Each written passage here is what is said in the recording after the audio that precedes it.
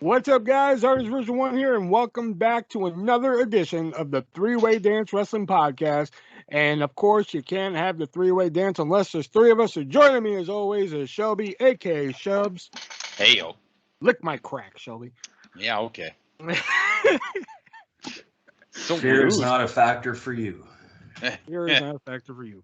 And joining me, as always, is he bop, she bop himself, Nick. He bop, she bop, I bop. What's up, everybody? That song's about jerking it. I know, right? At first, I thought it was just people making that up. Like, that song's not about jerking. And I actually sat and listened to it. I was like, oh, yeah, it was totally about fucking touching yourself. So is Turning Japanese by the Vapors. That I don't get. And Relax by Frankie Goes to Hollywood. Oh, okay. All right, so we got a packed show here for you tonight. Where, of course, we're going to talk about some news topics I found here. Of course, we're going to... It came from eBay and three-word dance here. We're going to... I found a really interesting sports that are listed a week. This is going to be a good one. Plus, we got some questions, and, of course, we're going to review the movie The Wrestler here. So let's go ahead and get right into some news here.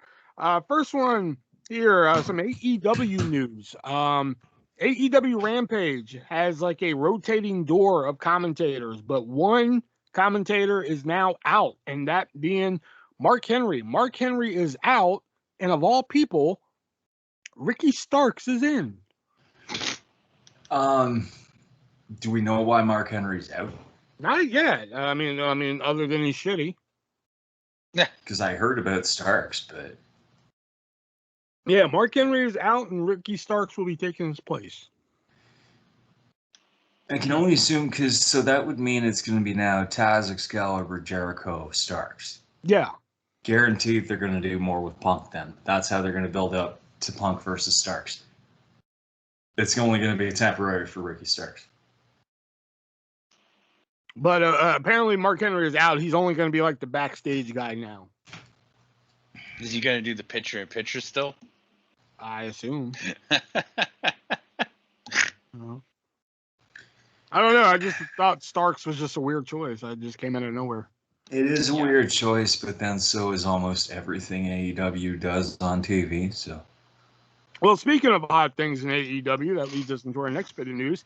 AEW is teaming up with the Owen Hart Foundation. Yeah. Somebody who has never set foot in an AEW ring. Yeah. They're going to be teaming up to be doing some stuff. And of course, was it Martha Hart or Helen Hart? What's her name? Martha. Martha, thank you. Martha Hart, of course, signed off on this because a lot of people think Martha Hart is against the wrestling industry, but she's just mainly against the WWE. Yeah. Yep. You know, did you guys read further into this about what they're going to be doing together? They're doing what's going to be called the Owen Hart Memorial Cup Tournament. Oh, yeah, the Owen. The Owen.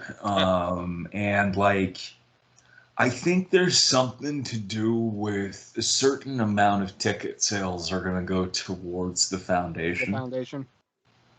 I don't know, though. Like, it was just, I read the article, like, I read the headlines and stuff. I was like, are you kidding me? Because it seems to me it's just Martha Hart trying to burn Vince. And that's all it seems to be. And I hate to say that because, like, yeah, I appreciate trying to give respect to the legacy of the wrestlers that have come before. But why are you doing the Owen when you should be doing the Brody? That's a good point. It just seems to me like it's more for publicity. And when Cody Rhodes wins this fucking tournament when it should be Pillman Jr., I'm gonna be pissed.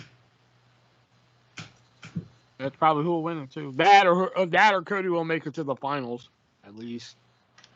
Versus Pillman Jr., hopefully. Yeah. If he puts Pillman Jr. over, that'd be cool. That would be cool, but do we really think he's going to? No, because when he's not going to put over Malachi Black twice, which is going to be a travesty. Fuck, He might. Nah, I don't think he will. I just don't. Malachi Black, speaking of weird names, Keith Lee who's been kept off TV here for a little bit because he's been doing some dark matches, working as a heel. He's got a new name in the works here, and it is Keith Bearcat Lee. Ooh, I like that. In tribute to Bearcat, right? But, Of course, Shelby would like it. I like Bearcat. That's a great name. I'd be curious to see if they're going to still put a manager with him. What was wrong with Keith Lee? Yeah. What was wrong with any of the names that have been given to people? What was wrong with, say, for example, I don't know, fucking Rex Steiner? Give him a fuck. Oh. Who's Rex Steiner? Braun Breaker. Oh, I saw that Braun Breaker. He was a nice guy. But Keith Lee, I was just like, he did fine in NXT. It was just the booking on the main roster that got him, but now they're like, oh, we need to change him. I'm like, why? Because y'all fucked up? Like, it doesn't count when he needs a gimmick, brother. Or pal. He doesn't need a gimmick. He had a gimmick. It was big guy who could fucking move fast. It was limitless. That's a gimmick. Big guy that can move fast isn't really a Bask gimmick. I know, like a long time ago when Brock Lesnar first debuted, my buddy Justice was just like, well, Brock Lesnar needs like a gimmick. I'm like, he has a gimmick. It's fucking huge, scary guy. That's his fucking gimmick. The next big thing. That's the thing is like, that's why he doesn't need a gimmick. His gimmick was the next big thing. Yeah. It's the same as Keith Lee's gimmick was limitless or bask in my glory. That's the catchphrase. That's not a gimmick. Bask in his glory. Bask in his glory. I don't know if you guys saw it. I watched it when I got home from work, but did you guys see the trailer for Escape the Undertaker? No. Oh my God. I gotta say, it looks like a lot of fun. The New Day entered the Undertaker's mansion to they want to get the Undertaker's urn to combine the power of the urn with the power of positivity. Oh my fuck. And like you have to decide, it's an interactive Netflix movie and you have to decide the choices that the New Day make and everything like that. And it actually looks like a lot of fun. But the Undertaker actually comes across as a little bit of a heel in this. Oh, that's awesome. Well, I would hope. Would you? They're in the Undertaker's mansion. They're literally in a haunted mansion. One of the jokes in the trailer was like they go into like a morgue, and I think it's Xavier. He's like, "Who the hell has a morgue in their home?" And then Biggie's like, "Well, it is the Undertaker." Wow. I actually can't wait to see this. This is gonna be fun. Yeah, it sounds interesting as hell. Do you know when it's coming out? Isn't it the end of the month? I think so. It's either end of the month or obviously in October. Fuck, we have to check that out. Yeah. Yeah, I guess in October. Yeah, that makes more sense. Yeah. And for the final bit of news here, because I saved it for last, because I think we're going to be talking about it for a minute. Last week, Dark Side of the Ring returned with, believe it or not, their lowest rated episode ever, but it has caused the most shit. The Plane Ride from Hell aired. And again, like I said, it was the lowest rated episode they had, the least viewed episode, just like last week's episode of our podcast. But I'm not bitter. Fucking ass. Anyway, but it was on the episode of Plane Ride from Hell, and they featured interviews such as not Ric Flair, I'm sorry. Tommy Dreamer, PJ Polacco, aka Just Incredible, even the flight attendant that was on that flight, Terry Reynolds, and Mike Chioda, among others. And afterwards, Tommy Dreamer was then suspended from his position at Impact Wrestling, which I'm like, okay, what the fuck? That's stupid. And on top of all that, Ric Flair and his Car Shield ads have now been put on hold due to his actions almost 20 years ago. Dreamer's also been removed from the podcast he did. Like he was fired. Yeah, he did some podcast or some shit. But apparently, and Dreamer wasn't even on the flight. Apparently, he said something in his comments in the podcast, or not the podcast. I'm sorry, in the episode that apparently goes against the core values of Anthem, which I'm just like, everybody's fucking butthurt these days. Have you not seen the episode, Will? I have. I actually started watching it. Okay. Because I was like, because the way you were talking about the comments made it sound like you didn't actually hear them. Well, I did. I don't see what's so bad about him. I mean, he shouldn't comment on things that he didn't see. Number one, it's just stupid. Well, yeah. But number two, I get what he was trying to say. However, the way that he worded it was not. The way he worded it victim shames somebody. Yeah, and it was like, and that's like, the problem. I have issues with her story, just on like, not victim shaming, but like some of it didn't make sense. You know, 1 minute she's taking a drink from a passed out Goldust who just got finished singing to his ex-wife, and then the next he's telling Ric Flair to fuck off. Like, if he was that drunk and she had to like pull the drink out of his glass, what are the chances like he would have been actually able to stand up and tell Ric Flair to fuck off? But I thought she said, wasn't it that she said that she thought it was Goldust? She thought it was Goldust, but you literally just finished the story, and it, from what I understand, with the amount of stories that they had and how long they would have taken, I imagine that those two instances probably happened within like 15 minutes of each other. So like, for Goldust just to wake up, and she called him Goldust, so she knows what he sounds like. Otherwise, it would have just been Dustin Rhodes, or that guy with the weird makeup, right? Or that guy that was on the microphone. Like, I seriously doubt he was dressed as Goldust on the plane. Hey, you don't know. Well, yeah, that's true. That's true too. Though it was a wacky plane ride, so he could have been. He very easily could have been. But yeah, he was like, "Fuck it, I'm gonna wear the paint on the plane ride. Fuck it." You know. Well, they went through 3 bar carts, so. Well, that's the other problem. Wow. That's why all this shit happened in the first place, right? Well, you can't just wrestlers who are used to, acting up in front of a crowd, a bunch of alcohol, and expect them to behave. They're going to be looking to get a rise out of everybody. That's just the way it is. That's what JR was trying to say. But like, did you see how now there's reports suggesting that Vince wasn't on that flight? Sorry, say that again, Nick. There's reports suggesting that Vince wasn't on that flight.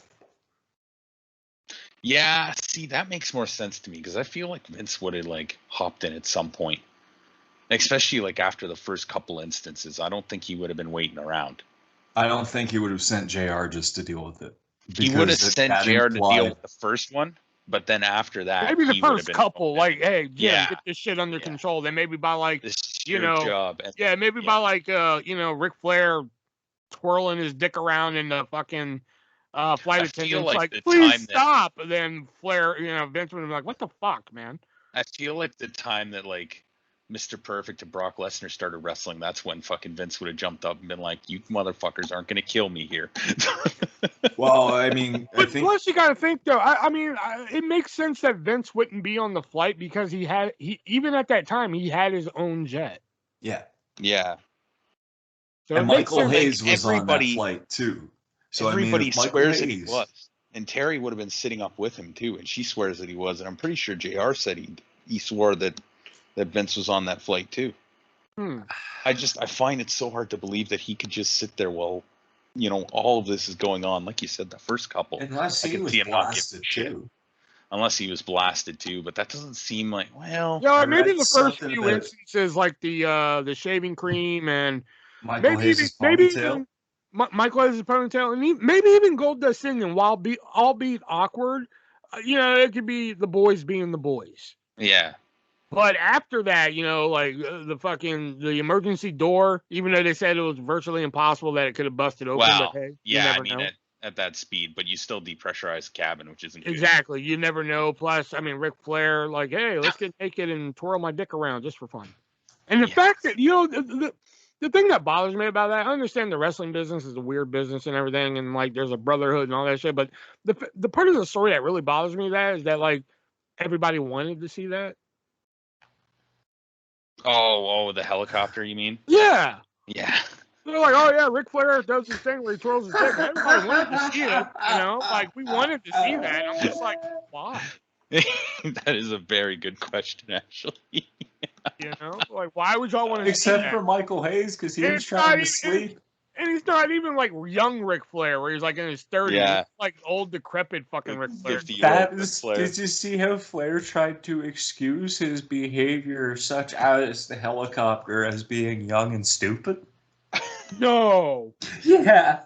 He put out last night. He put out two statements. Yeah. One of them said about how he didn't force himself on anyone, and that he's already had this kind of thing impact his family, and he understands that it impacts others, and that at the time he was young and stupid on the plane ride from hell. And I'm thinking, you were 50 something. Yeah. Let's be honest, though. In Ric Flair years, that's like 20. No, I'm sorry. Space Mountain would have closed at 40 now. Hey, oldest ride, longest line. Oh. Woo. Overall, the reason why we're talking about this, overall, I think it's, I mean, I'm not victim shaming anybody. I think it's, if what happened to these young ladies at the time happened, that's horrible. But I think to cut off Ric Flair's livelihood at the time with these Car Shield commercials or whatever, and Tommy Dreamer's work, and impact for fucking, something that could be, at the very least, a misunderstanding. I just think it's stupid. Yeah. The precedence that the wrestling industry has set at different times with different people has been skewed at best. And what I mean by that is, if we look at the past year and a half in the speaking out movement, and some of whom have gotten the worst of the worst, can't get booked yet.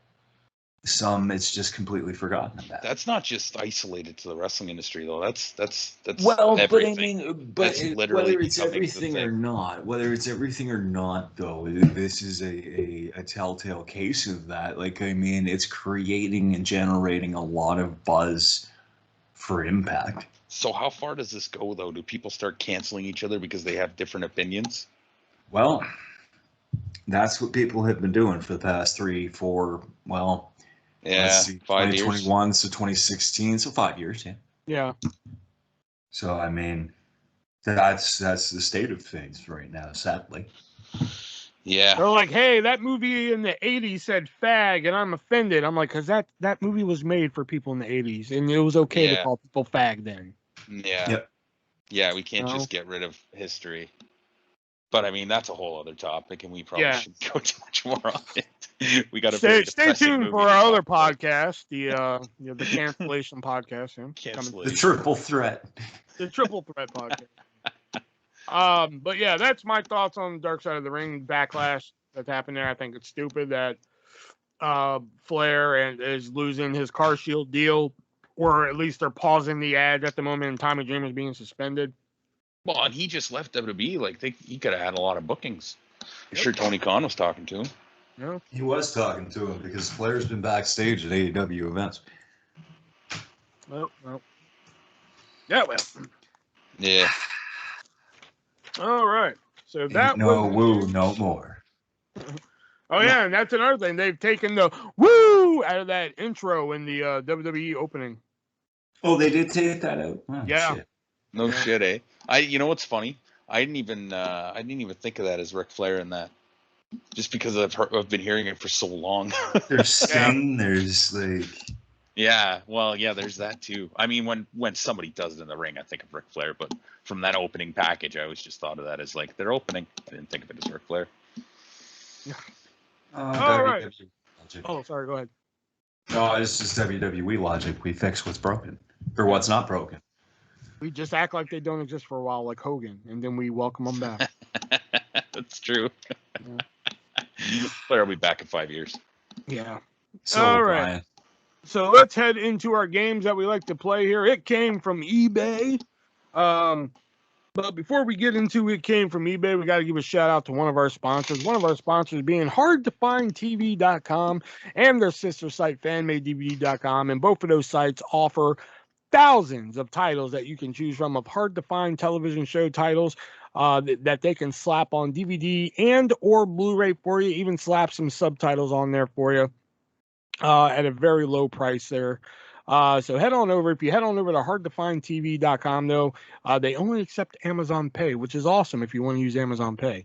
But if you want to whip out the old credit card, you got to head on over to fanmadedvd.com and find those titles that you love. And if you find those titles you love and that price just isn't cheap enough for you, use checkout code ARTIST, ARTIST, at checkout and save 15% on your whole purchase, so they know that Artist from the three-way dance wrestling podcast sent you. And if you look all over that site and you still can't find anything, they take requests. All you got to do is email and let them know what title you're looking for, and they will do their damnedest to find it for you. And of course, if they for some reason can't find it, which is a very unlikelihood, what I like to say is if they don't have it, you don't need it. All of this and more at hardtofindtv.com and their sister site fanmadedvd.com. All right, so let's get into It Came From eBay. Shelby is actually up one. It is 13-12. Going up 2 tonight. Nope. Remember what happened last time you got cocky? Yeah, I know. All right, so the first Barely one sneaked here. away last week. All right. Remember when you used to have pencils in school and everything? You put like a little cool pencil topper on top of it. Did y'all ever do that in Canada? Yeah. I mean, usually they had erasers. Well, sometimes you just put like a cool design on it and take your topper off and then use your eraser and shit. Ah. Okay, well, this is an Ultimate Warrior pencil topper. You just put it right on top of your pencil there, and it just is the Ultimate Warrior just chilling there, just chilling there. So, Shelby, how much is the Ultimate Warrior pencil topper going for on eBay? $5. $5. And Nick, how much is it going for on eBay? 17. Nick, you got that one because believe it or not, it's going for $29.99. Yeah. A pencil topper. A pencil topper, I know, right? Jesus Christ. Oh, you also see some. Not even signed by Tully Blanchard. That's vicious. You also see some of the new shit I have found recently. Yeah. Let's see, which one do I want to do next? Let's stick with the old Ultimate Warrior here. This is a 1991, not sealed in the box or anything, but it's a 1991 Ultimate Warrior Nightlight. Okay. The nightlight, you plug it into the wall and it gives you a little nightlight so your little boy or girl is not afraid of the dark and has a good old Ultimate Warrior with his horrifying face. Right there. Just scaring the shit out of your kid every Just time they wake up. Shit out of your kid, yeah. So that's perfect. Get me 20 of them. So Nick, how much is the Ultimate Warrior Nightlight going for on eBay? It's opened? It's opened. Oh fuck! If the pencil topper is going for $29.99, and oh fuck, $60. $60. And Shelby, how much is it going for on eBay? 65. Oh, Shelby, you got it. Yes. It is going. Bitch. It is going for $68. Are you kidding me? I am dead serious, man. So with the score being 1-1, it comes down to the Ass Blaster, which is always an item that I find is some ungodly amount of fucking money. So Shelby, would you like a WCW brand item, a WWF brand item, or be a third option here, or an Ultimate Warrior item? You know what? We're keeping the theme, Ultimate Warrior. Okay, Ultimate Warrior. Okay. I don't know why it's Ultimate Warrior night, but as you guys probably remember, Ultimate Warrior had a comic book. Well, this right here is 3 issues of the Ultimate Warrior comic. 3 issues, and they are signed by the Ultimate Warrior. ooh. So, Shelby, how much are these 3 issues of Warrior the comic going for on eBay?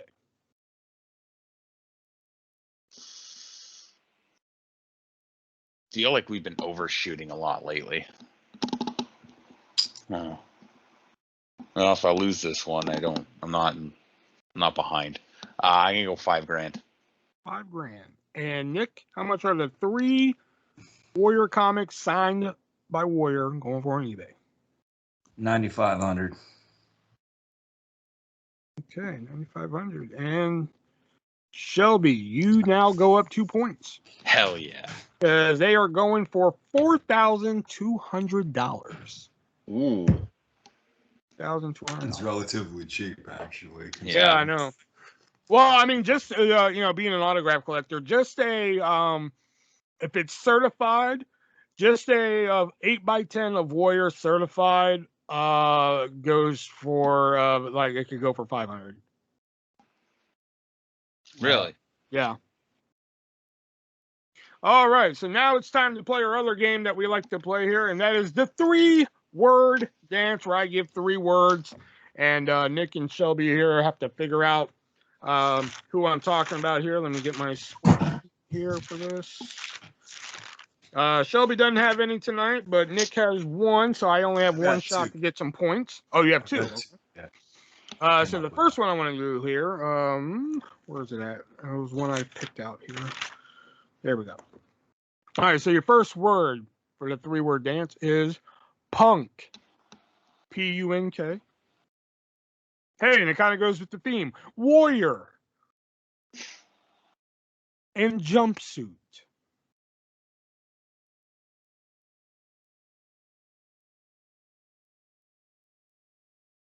Rey Mysterio? No.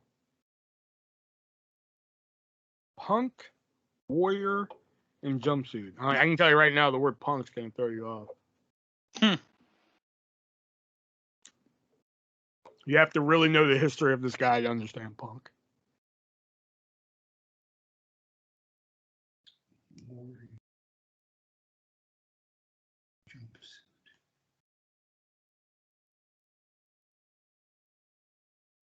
Hint?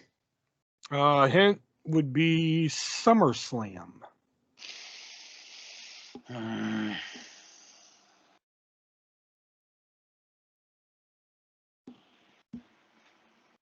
Kurt Angle. No.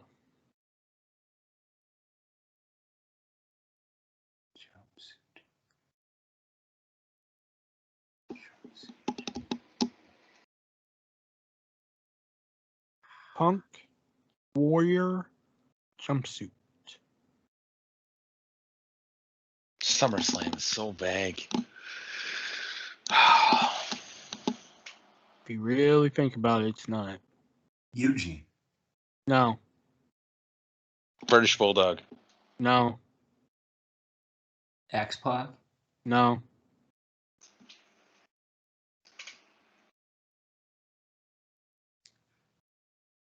Jumpsuit, warrior, punk, SummerSlam. Undertaker? No. I got nothing. No contest. Yeah. Honky Tonk Man.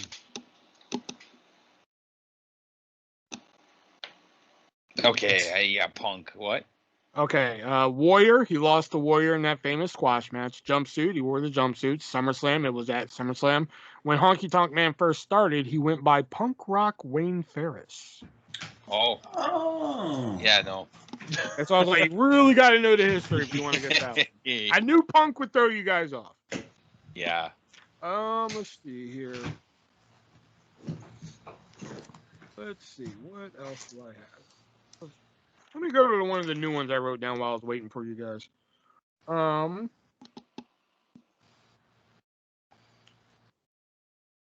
Okay. Your 3 words are ring, R-I-N-G, follower, matter. Raven. Nope.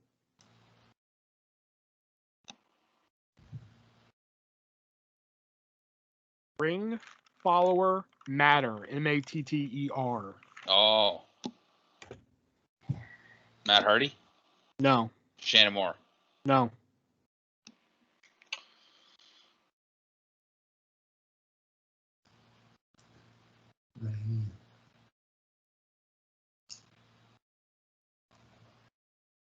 And Front row. Walter. No. What? Huh? I don't know. I got nothing there. Sorry. It just kind of came out. Front row.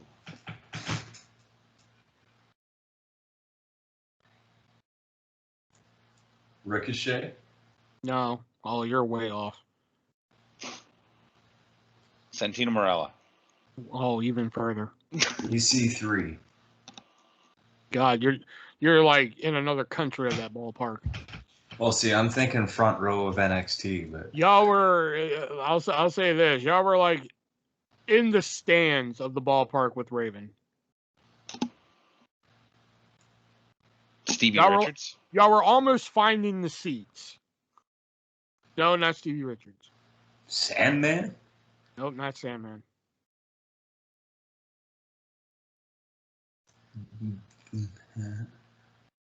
I get nothing still. I have no idea. Ooh, no contest gonna get 2 tonight? Oh, Christian.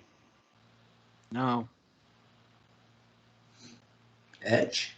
No. Man, No y'all left contest. y'all left the state of that ballpark again. All right, no contest. Oh, hold Oh, on. you got one more? All I right, got what is one it? more, but I don't think it's right. RVD. No. Okay. Ring, follower, matter, and your hint being the front row. Perry Saturn. Oh, god damn it. Yeah. Rings of Saturn. He was a follower of Raven. And Perry Saturn's thing was mind over matter. I don't mind. They don't matter. And then, of course, the flock always sat in the front row. Yeah. All right, let me bring it down a couple notches for you retards tonight. So the last one here, Trio, Candy, Chest. Chess as in CHESS. Chest as in CHEST. Okay. Chest. Trio. Candy.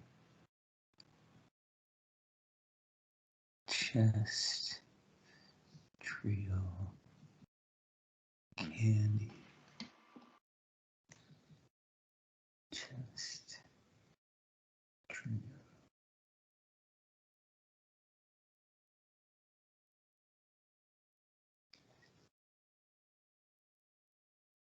Albert.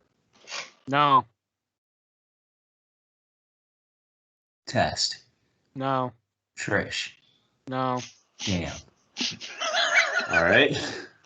That's one trio down.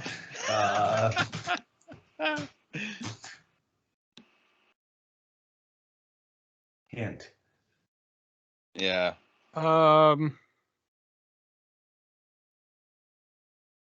Baby oil.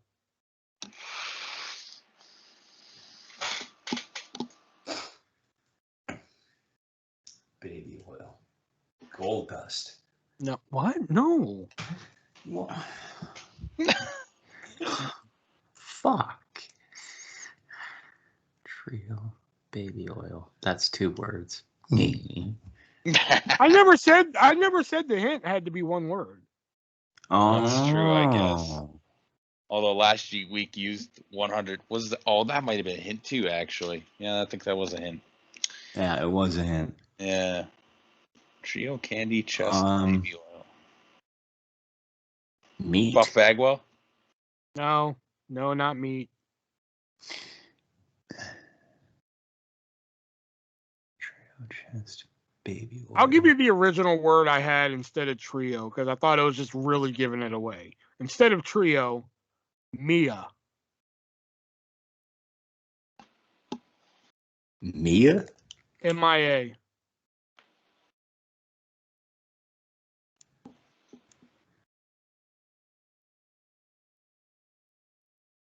What?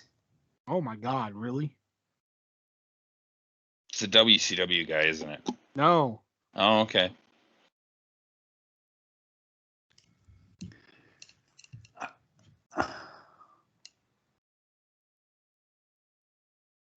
I'm fucking out, man. Oh my God. No contest swept y'all tonight, man. Yeah. Yeah. Chest, Harry Chest, Candy, Lollipop, Mia Khalifa. Hint was, what was the hint I gave you? Baby oil. Joey Ryan? Joey Ryan. Fuck. Oh. Fuck. Candy. What's Candy? I guess He, it's dead. he sucks on suckers a lot. Oh. I Trio, he was part of a trio tag team in Lucha Underground with Evil East and Sonny Kiss. see. Okay. All right, what's Nick's 3-word answers here? Okay, so the first word, king, collegiate, Japan. Kurt Angle? Nope. Collegiate.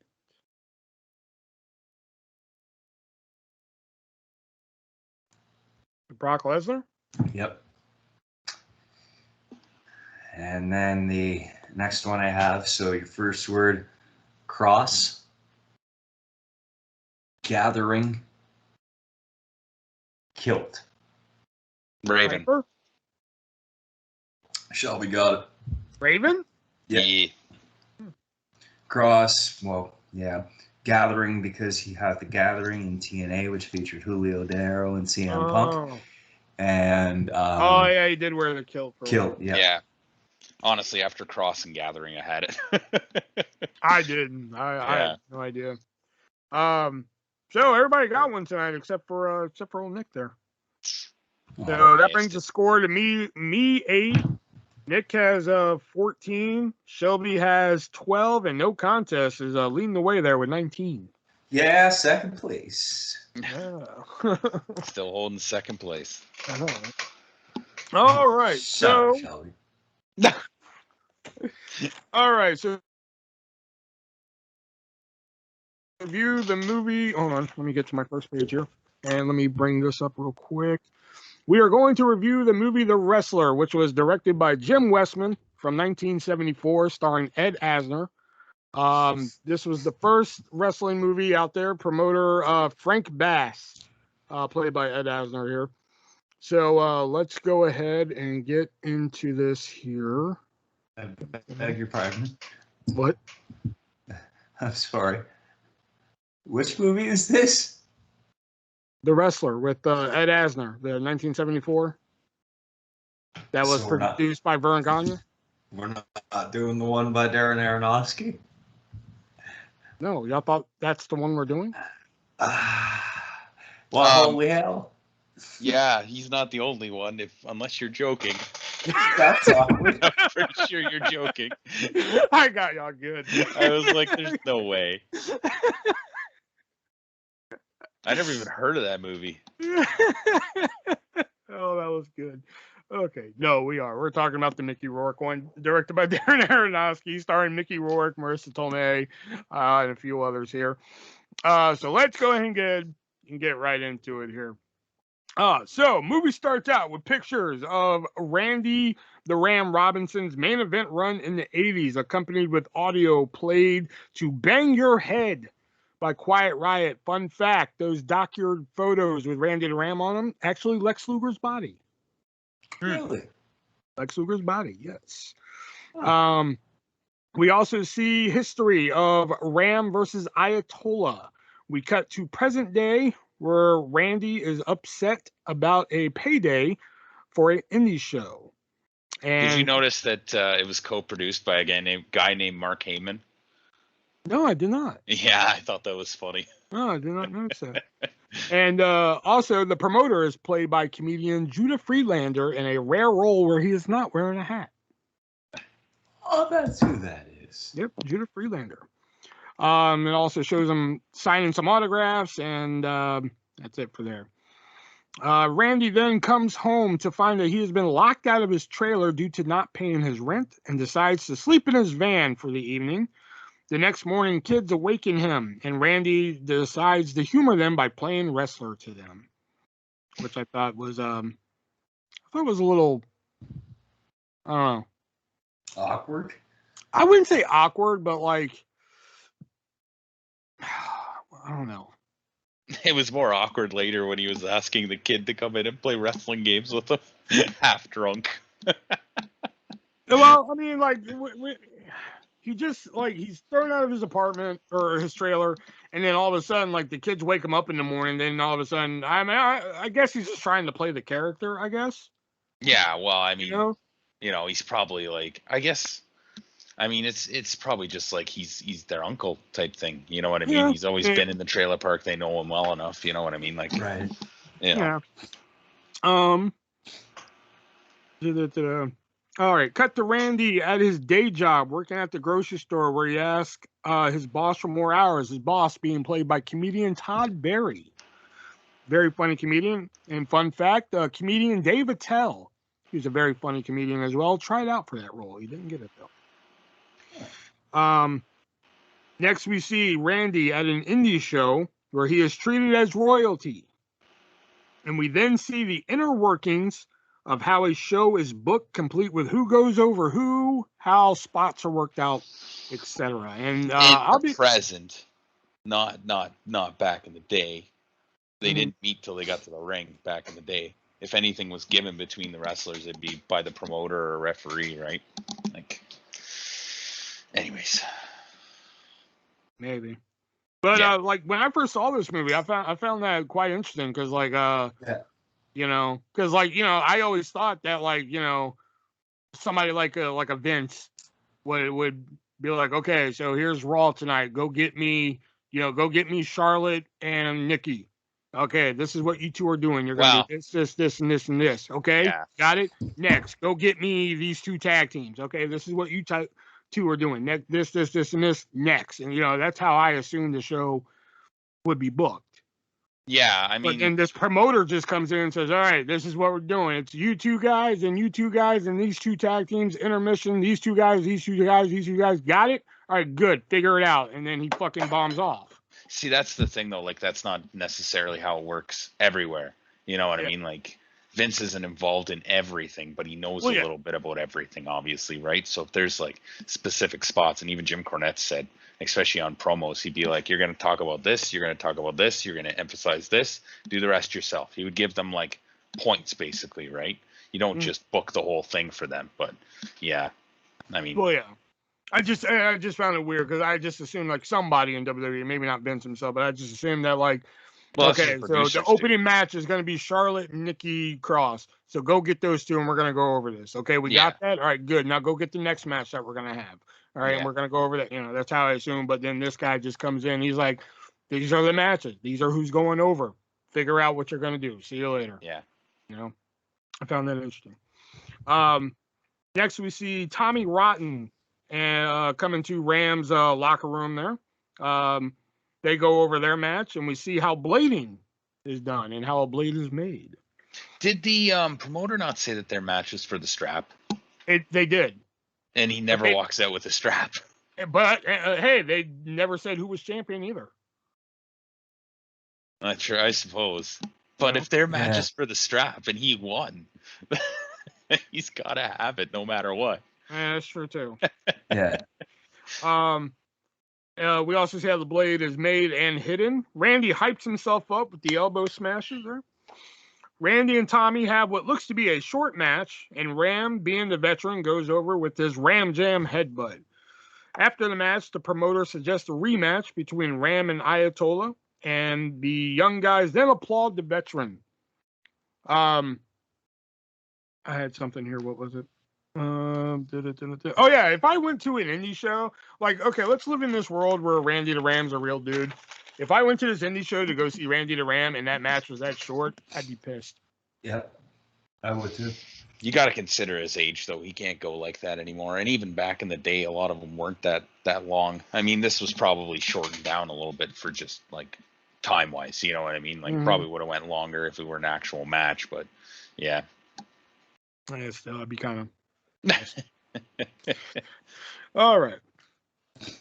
Cut to Ram visiting his local strip club where he is a regular because the doorman knew him.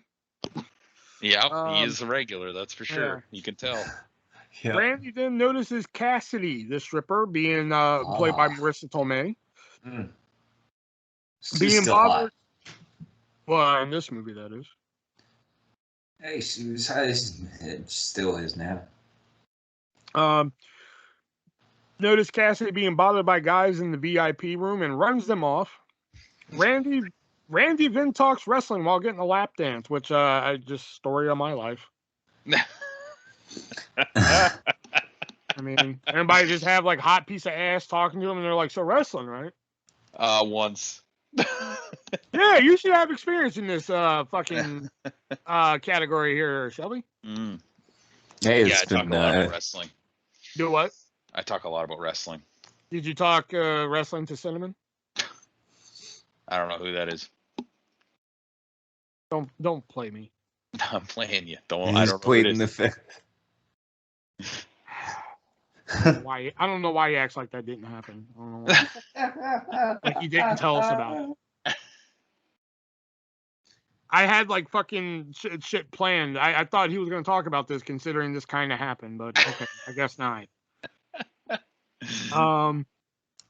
Randy and Cassidy then have a human connection for a moment before Cassidy gets called to the stage. Fun fact here, where Cassidy notices Ram bleeding and he kind of sells it like, yeah, I got cut tonight, but he doesn't break kayfabe.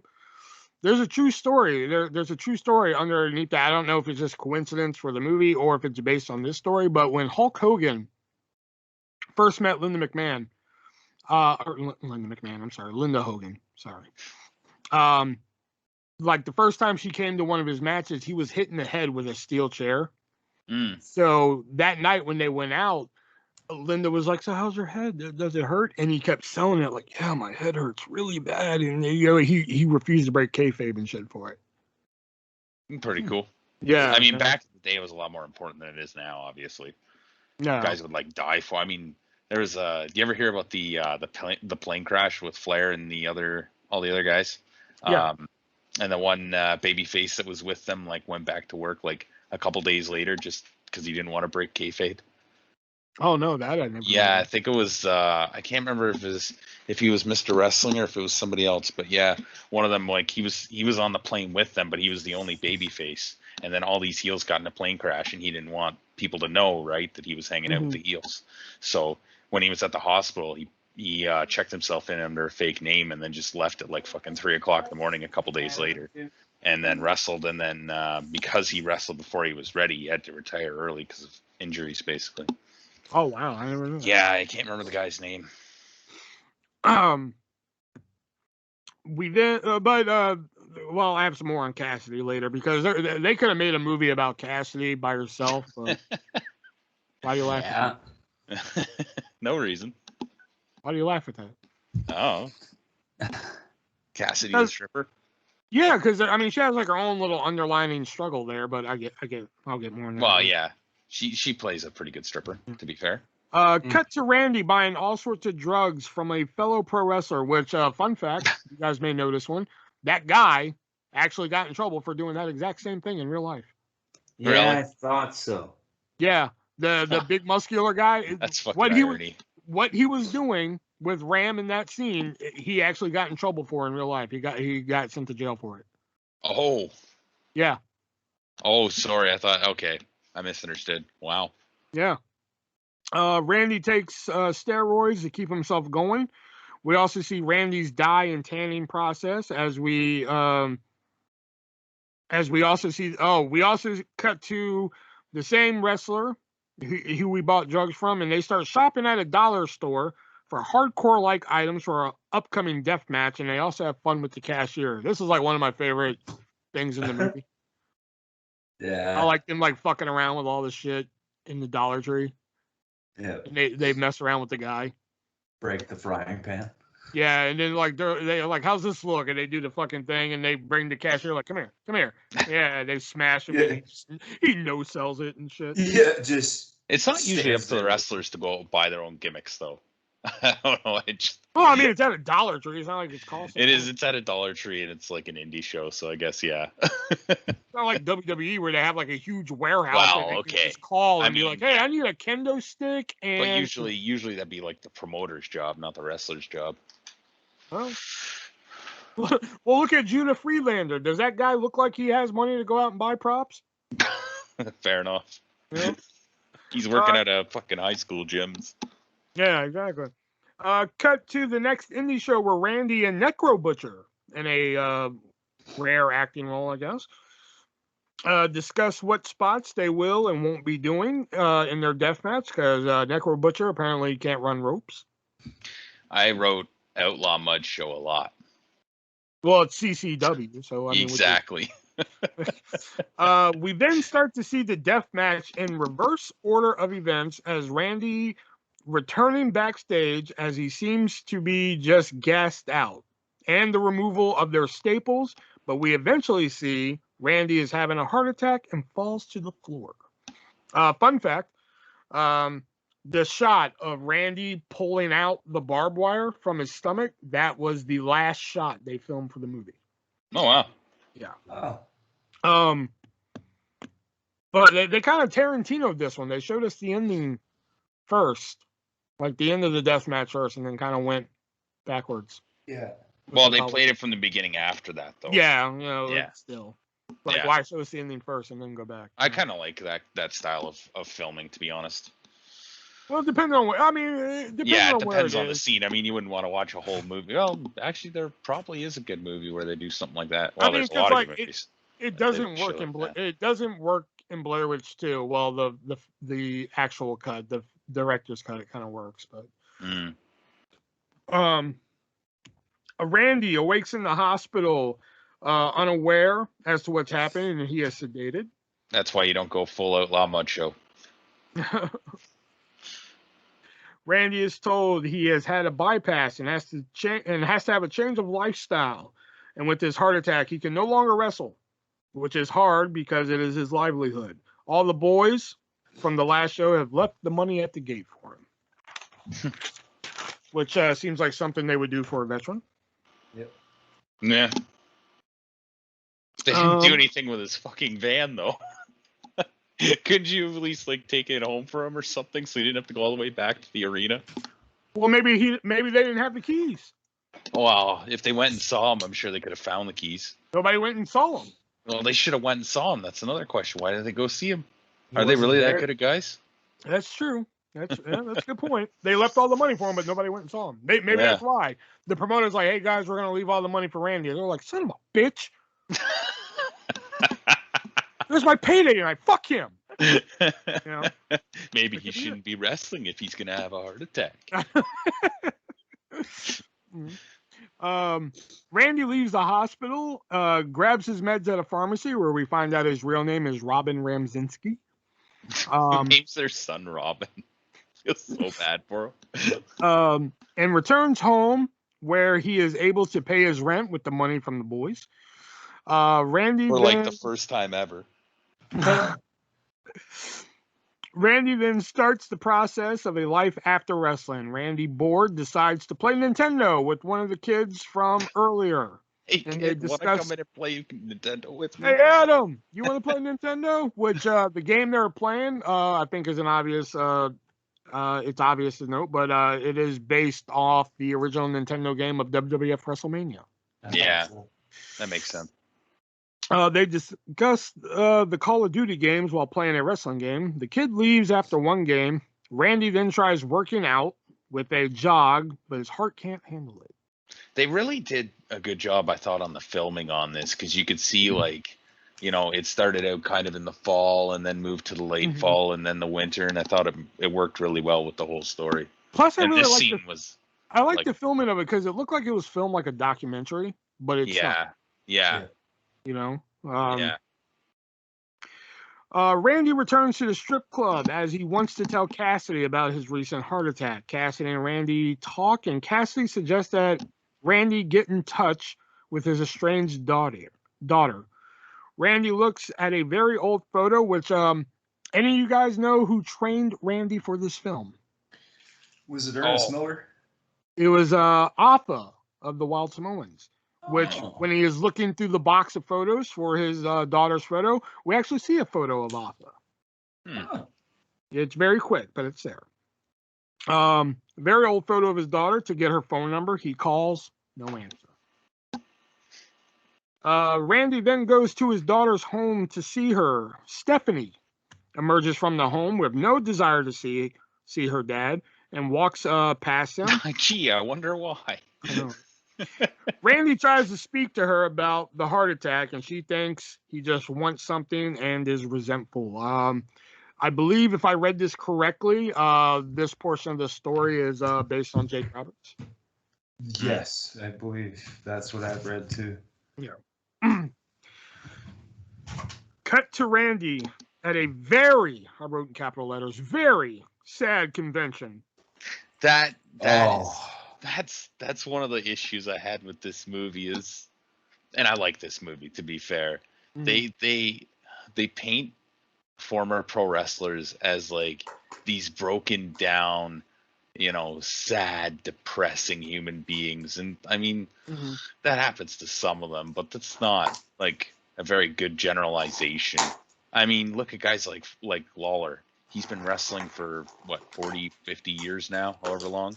And he doesn't do it because he needs to. He does it because he enjoys it. And he can still work at his pace. It just, that's one of the issues I had with this movie. This scene was just really depressing. But, I haven't been, but, I have seen conventions with this type of fucking setup where it's, a couple tables and, barely anybody shows up. How are you enjoying them cookies over there? It's not cookies. I've seen pictures and videos of conventions like this. They're not all like that though. Yeah, not all of them. No, yeah. But we cut to Randy at a very sad convention with a low turnout, and he realizes this is not something he can do anymore after seeing canes and guys in wheelchairs. Yeah. Randy returns to the strip club to speak to Cassidy and to tell her that he spoke with his daughter. Cassidy, having her own struggle as an older dancer, then decides to meet Randy at a shop to help him shop for his daughter. This is where we actually start to see the struggle that Cassidy's having with herself, being an older woman in a strip club. People don't want to buy dances from her, stuff like that. Yeah. And we also start to see, we start to see this thing between Randy and Cassidy a little bit, starts to get a little bit more deep. He's got to buy her the S shirt, though. Cut to Randy returning to work where he catches his boss watching porn. How many times you caught your boss watching porn? Oh, every day. Every day. And then asks for more hours on the weekends and gets a job at the deli counter. We then see Ram waiting for Cassidy outside the shop. They said they meet, who we then find out her name is not really Cassidy, of course. Her name is Pam. Pam and Randy shop while discussing, and Ram finds a hideous jacket with an S on it. Thinks it's rock and roll and gets it. Hell yeah, it's rock and roll. Randy then talks Pam into having a beer with him. Randy gives Pam his action figure to give to the son. Cut to Randy and Pam having a beer and talking about life when Round and Round by Rat begins to play. Randy then gives Pam a lap dance. Randy proclaims that Kurt Cobain ruined music and fucked the 90s. Pam agrees. Randy kisses Pam. Pam does not approve and rushes out, leaving Randy because she still believes that he is just a customer, which, oh boy. Yeah. Is that why you don't like to talk about Cinnamon, because she just treated you as just a customer? I don't know what you're talking about. Pleading the fifth. Why do you pretend this didn't happen? Because I don't tell everybody that it happened. But is that what happened? She just pretended you were a customer? I don't know what you're talking about. Oh my God! Stop. The movie. Okay. Randy then begins his job as a deli counterman, and he is mad that he has to wear a name tag that says Robin and not Randy. Randy gets Why really don't you into just legally change your name? You can do that. You're like in your 50s. Randy gets really into his job. Now there's a scene that I like where he starts off upstairs, you know, after the whole name tag thing. Oh my god, that is a great scene. And he's walking downstairs, and you hear the crowd noise getting louder and louder and louder. Then when he walks into the deli, it just stops, which is so good. Yeah. So good. And then my favorite part is where he's like getting really into the deli thing. Oh yeah, it's great. At first he's just like okay, like the honey ham, I guess that one, but then he just starts getting really into it. You know, like he's just like, hey, go deep, yeah, touchdown, goddamn, how about them Cowboys? Like, fresh as monkey's breath. Yeah, fresher than monkey's breath, my brother. I want 2 big breasts. Oh, that's what I want, 2 big breasts, you know. And something with a brain. And something with the brain, yeah. That's like my favorite part, is him just like getting really into his job at the deli. He is so good at like selling deli meats. Who would have known? He should have just opened a butcher shop. Yeah. That's why so many of them become car dealers. They're just so used to talking that like they can talk anybody into a deal, right? Mm-hmm. So yeah, I just love that. It's like my favorite part of the whole movie. That and another scene coming up later is like my favorite part. But like that part right there, where he just gets so into fucking his deli job. Because at first he didn't want to do it. He's like, I got to work with the customers. Like, yeah, you know. But then he gets like so into it. And God damn, how about them Cowboys? Good part. Yeah. Cut to Randy making calls, canceling appearances, and the match with Ayatollah for the 20th anniversary of their match. We then see Stephanie getting off a bus, walking home, where her dad is waiting for her with a present. Oh yeah. Knowing that she doesn't like the jacket with the S on it, he surprises her with the coat that Cassidy picked out earlier. Yeah, What was that? She's a fool. That S shirt was fucking dope. Oh my god. Take an S shirt. This is why you don't have a child. It's probably a good thing, to be fair. Oh no, to be fair, I probably would have bought the same thing. Yeah. I would have did it too. I'm like, oh, this is fucking dope. I gotta buy this for. That's such a dad thing, man. Yeah, I know, right? Dad thing. Yeah. They decide to go to a boardwalk despite Stephanie's reluctancy. Cut to Randy and Stephanie walking and sharing memories of when she was a child. Randy then takes responsibility for everything and admits that he is alone and deserves it, and doesn't want her to hate him. After walking for a few moments, Stephanie then cuddles with her dad, seemingly accepting him for the first time in years. They then share a father-daughter dance. Afterwards, they make plans to have dinner together. And boy, he's not making that dinner. You already saw the movie. Oh, I wrote that down beforehand, though. Like, you know. Oh, this is your first time watching it? No. Oh, okay. That speech he gives. Oh yeah, by the way, Stephanie played by Evan Rachel Wood. Forgot to mention that. That speech he gives, where he's just like, I was the one that should have made everything right. I should have been there. That shit right there. That should have won the Oscar right there. Yeah. Who won that year? Sean Penn for Milk. Of course. Yeah. But that right there should have got him, man. And it was just it's a heartbreaking fucking scene. Yeah. You know, good scene though. We then cut back to the club where Cassidy is dancing to no reaction, no pop. When Randy comes to see her and gives her a thank you card for helping him, and seeing Randy wants more from her, tries to let him down, and eventually calls him just a customer, which sets Randy off and proceeds to try and buy a dance from Cassidy. Jesus Christ. No wonder he got kicked out. To which she declines, and Randy is escorted from the club. I mean, but here's my thing with that, though. If that's what she wanted, like, okay, you're just a customer. Well, then why is she going to turn down the fucking money for a dance? Yeah, because I mean, it's awkward. But still, if she wants to treat him as just a customer, well, fuck, shake her titties, squeeze her titties and ass. Let's go. That's confusing. Maybe she's isn't sure, and maybe she also doesn't want him to think of something else. That I don't know. There's a polite way to ask that. You don't just walk up to someone and say, "Hey, jiggle your titties and your ass in front of me," just because they're a stripper. Well, he didn't walk up and do that. It was just the point. Okay. He was upset at that point, but still, he's like, "All right, I want to buy a goddamn dance. Yeah. Let's go. Shake your ass, squeeze them titties. Let's go. Fuck you." I kind of understood it. I got where he was coming from. Fair enough. All right. Randy, distraught, then goes to a local wrestling show where he then meets the guys after the show featuring a Ron the Truth Killings. Yeah. And a rare acting role for him. Yeah. People over there. I mean, all he does is act now, so he's not very good at it. I did love did you see the segment with Maverick, Tozawa, Truth, and Gulak last night? Yeah.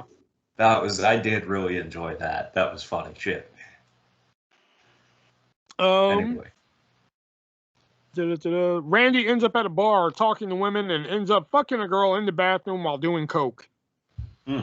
Randy wakes up the next morning in fireman gear at the women's house and quickly makes his exit. Randy returns home and realizes he forgot his dinner with his daughter after falling asleep. Yeah. Boom, boom, ba-doo. Boom, boom, yeah, boom, boom. That'd have been sweet if that was the actual score. He just gets up, looks at the fridge, boom, boom, boom, boom. That would have been so out of place. I'm gonna like screenshot that fucking scene and recut it with that fucking. Boom, boom, ba-doo. He gets up after fucking. He gets up after his like fireman fuck, goes home. He gets up, looks at the fridge. Fuck. Boom, boom, boom, boom. Cut to Randy showing up at Stephanie's house. Randy walks in and apologizes to a already upset Stephanie. Stephanie tells Randy that he is a fuck up and she can't cry for him anymore. Randy tries to calm her down while she yells she hates him. Randy knows she hates him. She says that there is no more fixing things. This is broke. She tells him she never wants to see him again and tells him to get out. And that ends the Stephanie, the father-daughter bridge building there. Yep. Which, again, another kind of hard scene to watch. Yeah. Yeah, that one was for sure. Yeah. Cut to Randy back at work with the customers giving him shit. The potato salad scene just cracked me up. He's eating the potato salad. Just fucking, No, it's just like a little more, a little more, a little less, a little less, a little more, a little more, a little less, and he just starts eating it. A little less. Yeah. At last. Hey man, we've all worked in customer care at some point. I know. God, I'm sure you could think of one example of something like that. Oh God, many. Yeah. Many. Too many. Yeah. A customer recognizes him from his wrestling days and, being upset, jams his own thumb into the meat slicer. Then yells at his boss that he fucking quits in the process. Yeah. He then calls and lets promoters know that he wants to do the Ram versus Ayatollah match, and then dyes his own hair, uses spray tan to get ready for the match. Delicious. What? Sorry. I said delicious because that spray tan. That's very good for when you have hair condition. Dumbass. Yeah. That's all I could think of during that scene is, what are you doing? You're just gonna fucking die. Cut to Pam at home with the babysitter, and she sees her son playing with the Ram figure. Pam then shows up at Randy's home to apologize. Ram no-sells her. He's just like, yeah. He's like, yeah, okay. She's like, I'm sorry about that. He's like, yeah, okay, whatever. See you later. Well, at that point, he knew there was only one purpose in his life. Yeah. You know? Ram shows up at the event. We meet the Ayatollah, played by Big Cat Ernest Miller. Big Cat Ernest Miller. Yeah. The Ernest cat. the Cat Miller? There you go. Sorry. Big Cat Ernie Ladd is who you're thinking of. Yeah. Oh, Getting okay. two guys Yeah, confused. that's right. Fuck. We meet Ayatollah, a.k.a. Bob, who is taking over Arizona with his car sales. Cut to Cassidy dancing again to no reaction. And again, to no reaction again, and she decides to quit dancing right then and there. And Well, she leaves, but I don't think she was done dancing. Well, okay. I think she quit. She didn't say She she left quit. her boots I think she quit because of what she says later to Ram. Oh, okay. Yeah. You have to remind me when we get there. Yeah, we're almost there. Yeah. She decides to quit dancing right then and there and leaves to go see Randy at the match. Pam makes it to Randy right before the match and tells him, this is what she says. I'm here. I'm really here. Like, I think that was her way of saying, like, I'm done dancing. I want to be with you, I don't want to dance anymore. Maybe. You know? But, and this is my other favorite part.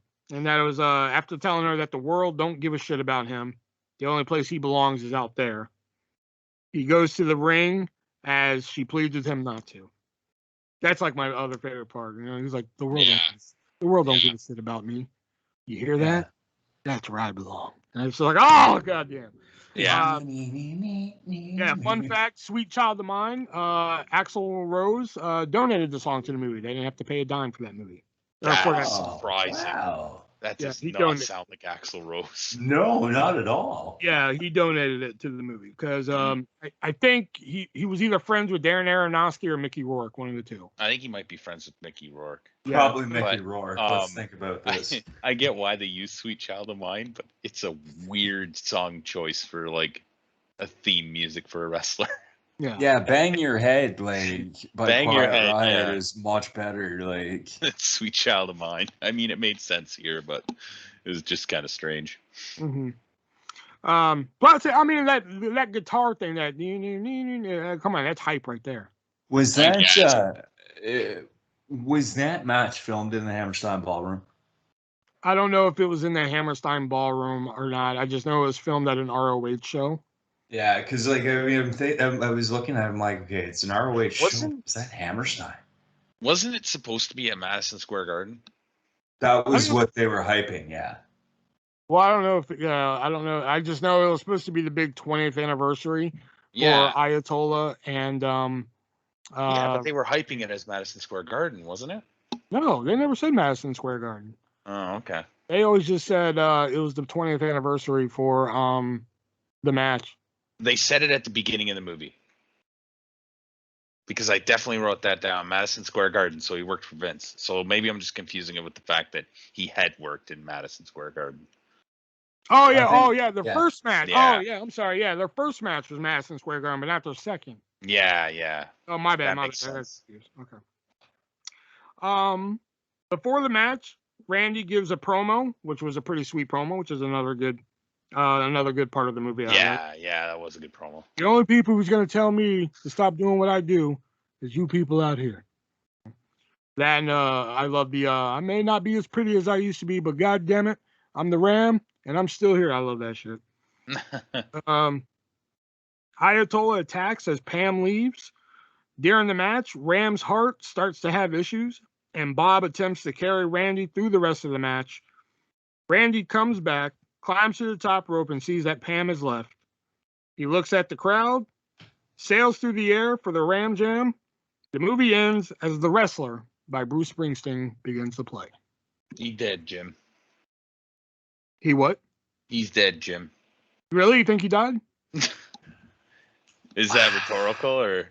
Well, I mean, the movie was left and a cliffhanger, yeah. Sort ambiguous. Yeah, ambiguous. Yeah. And fun fact, in reality, what happened was he hit the Ram Jam on Ayatollah and pinned them for the win in filming land. Oh, that's cool. They actually did like a whole finish and everything. Yeah. That's pretty cool. Yeah. I mean, I'd believe that he died. You know what I mean? Like, it would make sense at that point. Do you think he died like a little after or in the ring? In the ring. Really? I think that was his last jump. His last moment. I think he won the match, but then in hospital, like, he professed, like, I don't know, like he realizes that Pam does want to be with him, but then he dies, and it's left like that. I don't know. It's hard to think about how they could have ended it when it's left in, like when it's left for interpretation. Yeah. In the song "Wrestler" by Bruce Springsteen, again, Bruce Springsteen did not charge them for that song. Yeah, he wrote that for them and let them use it. So I guess overall, what did we think of The Wrestler? Shelby? I liked it. I did. Scale of 1 to 10. 8. 8? Yeah. Nick? Solid 8.5. Solid 8.5. No, wait a minute. You said you wrote 2 paragraphs for the end of this movie. What did. The hell is it? I want to hear. You really want to hear it? I do. I want to hear this. All right.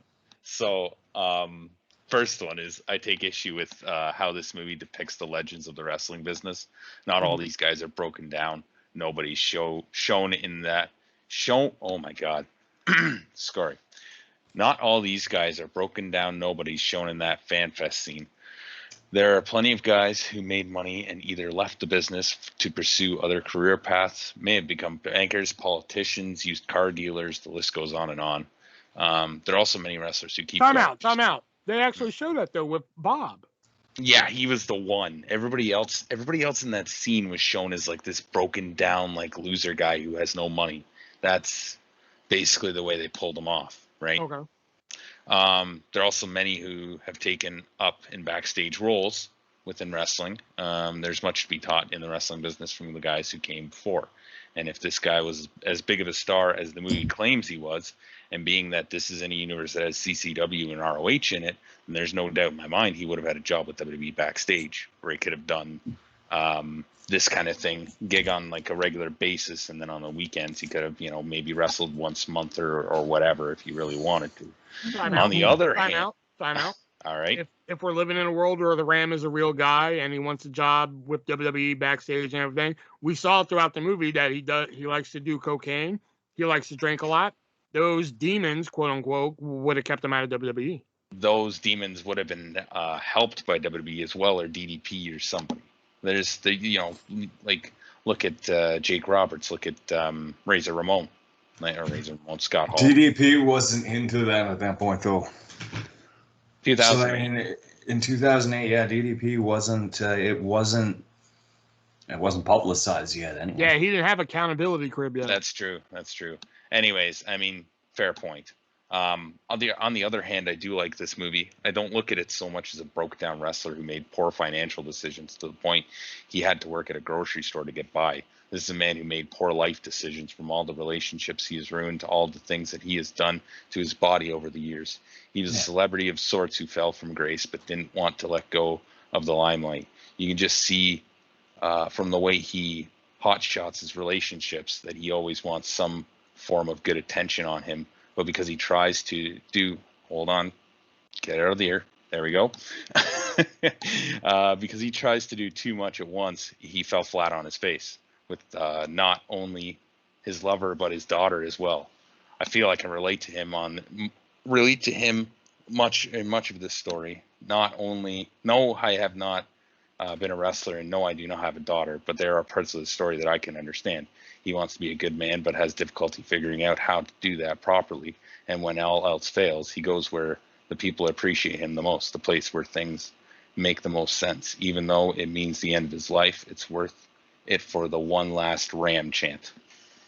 That's one thing that kind of bothers me, because like, even though they kind of allude to it, and we kind of get that like he's done some shitty shit for to his daughter in the past and everything. Like, he misses one dinner and all of a sudden she's like, "That's it, fuck this, I'm done." Well, to be fair, we don't know what happened beforehand. Exactly, that's what I'm saying. Like, I mean, they kind of allude to it. Apparently he's been a sick dad, but like, he misses one dinner and she's like, "Oh, I sat for 2 hours in that restaurant thinking maybe something happened, but like, that's it one time. And one time after this reconciliation y'all had, this sweet reconciliation y'all had on the boardwalk, where like he gave you this heartfelt fucking speech, like, "I know I fucked up, I know I did." Yeah. How many And times then before that, though? you finally walk over to him and cuddle him for like the first time in years, and he misses one fucking dinner, and you're like, that's it, fuck this shit, I'm done. How many times before that, though? And he also admitted that he was out drinking and fucking chicks, and that's the reason why he missed it. Well, at You least know he what I admitted mean? it. Like, I Yeah, guess. but I mean, still, it's. I don't know. All right, that was a hard scene to watch. Yeah. Yeah. I Basically, mean, from the overall, I mean, y'all said 8.5 and 8. I mean, overall, even with the minor quirks I have in this movie, believe it or not, I say 10 out of 10. wow. I love this movie. Mm-hmm. I love the music in it. I mean, like even like the needle drops, like "Sweet Child of Mine" and "Bang Your Head," "Wrestler" by Bruce Springsteen. Which "Wrestler" by Bruce Springsteen, awesome song. I've even made a video with that song. Awesome fucking song. I like that it doesn't treat wrestling fans like we're fucking stupid. Yeah. It doesn't, like I've seen like sitcoms where like, where they'll put like wrestlers in a submission and they'll no shit start doing a 3 count. Yeah. And they use the terminology correctly, spots and fucking heel, and they use all the correct terminology. They don't fucking try and bullshit around, Yeah. They tell you that it's a show. They don't ever try and blur that. I will admit, Ready to Rumble really blurs that line. It's like, oh, it's a show. Oh, no, wait, it's real. Oh, no, wait, it's a show. It's real. Like, fuck. Yeah, it's really stupid. Yeah. Yeah. Whereas this one tells you, hey, it's a show. This is a guy playing a part of a wrestler, and shit like that. So, I mean, I went and saw this in theaters when it came out, and it was just a phenomenal movie. Unfortunately, there was people in there who didn't take the movie as seriously as I did. Oh god, yeah, there was people making jokes about it in the lobby and shit. Yeah. And it pissed me off. Yeah. But yeah, I mean, 10 out of 10. Even though like the daughter like getting pissed off after like missing one dinner. Even though there's probably some more backstory to that, but loved it. Yeah. Can't get enough of it. Like like I said, when I was writing it down for this, I was just like, wow, this movie comes across as a lot more depressing. Writing it down. It's one thing when you're watching it, it's just like, oh, this is really sad. But when you're writing it down, it's like, Jesus. I fucking love depressing movies like this too. I don't know. I'm a sucker for sore punishment, I guess. Wow. Huh. Oh. But yeah, there we go. The Wrestler, 10 out of 10. Right on. Yeah. So how many pages did I have? I forgot to count. One. I had 7, but a lot of what I said didn't make it, or a lot of what I wrote didn't make it. 5, 6, 7. I had 7 pages too. Yeah. I mean, do you want to add anything? You can go back and I already closed it. It was all just little shit that like I'd write something down as it's happening, and then when you go through and you're finished, I'd read something and be like, I don't know what that means. So, okay. Yeah, nothing big. Anything you want to add, Nick? Oh, no, I'm good. Okay. A lot of my notes just say titties, so, Nice to know you had priorities. Yeah. I mean, All right, so that was our review of The Wrestler. So before we get into our wrestling fact of the week and our sports service of the week, got to give a shout out to one of our sponsors, and one of our sponsors being repsports.com. Sorry, JR couldn't be here this week to pimp out. JR couldn't be here this week to pimp out repsports.com. But what repsports.com is, they have a variety of products you can choose from to help you with your workout, your pre-workout, during your workout, and after your workout. There is the Broken Arrow pre-workout, which comes in a variety of different flavors. There is the Raise Energy Drink that helps you get a boost during that workout. And, of course, there is the Hyper Sleep that gets you down from all that energy that you have built up inside of you after that workout. And, of course, there is different swag. You can have T-shirts and shorts and hats and stickers and everything like that. And if you look at the link in this description of this podcast, we have a sweet deal for you. If you click that link and use the checkout code ARTIST, ARTIST, we're going to give you 4 cans of Raise Energy Drink. We're going to give you 4 packets of Broken Arrow pre-workout powder, 2 packs of Raise Energy on the go, which is basically the Raise Energy in a can, just in powder form. Then we're going to give you 2 packs of Hyper Sleep. And if that wasn't enough for you, once you try the 4 flavors of Raise Energy drink, which is sour gummy worm, Baja Lime, Voodoo, and the other one. Yeah, that other one. What the hell is that other one? Yeah, what's that other one? Oh, it's juicy. It's fruity. It's Galaxy Burst. Galaxy Burst. Galaxy Burst. You'll get those 4 flavors in your sample pack. But once you try those, you're gonna love them. You're gonna want to come back to repsports.com.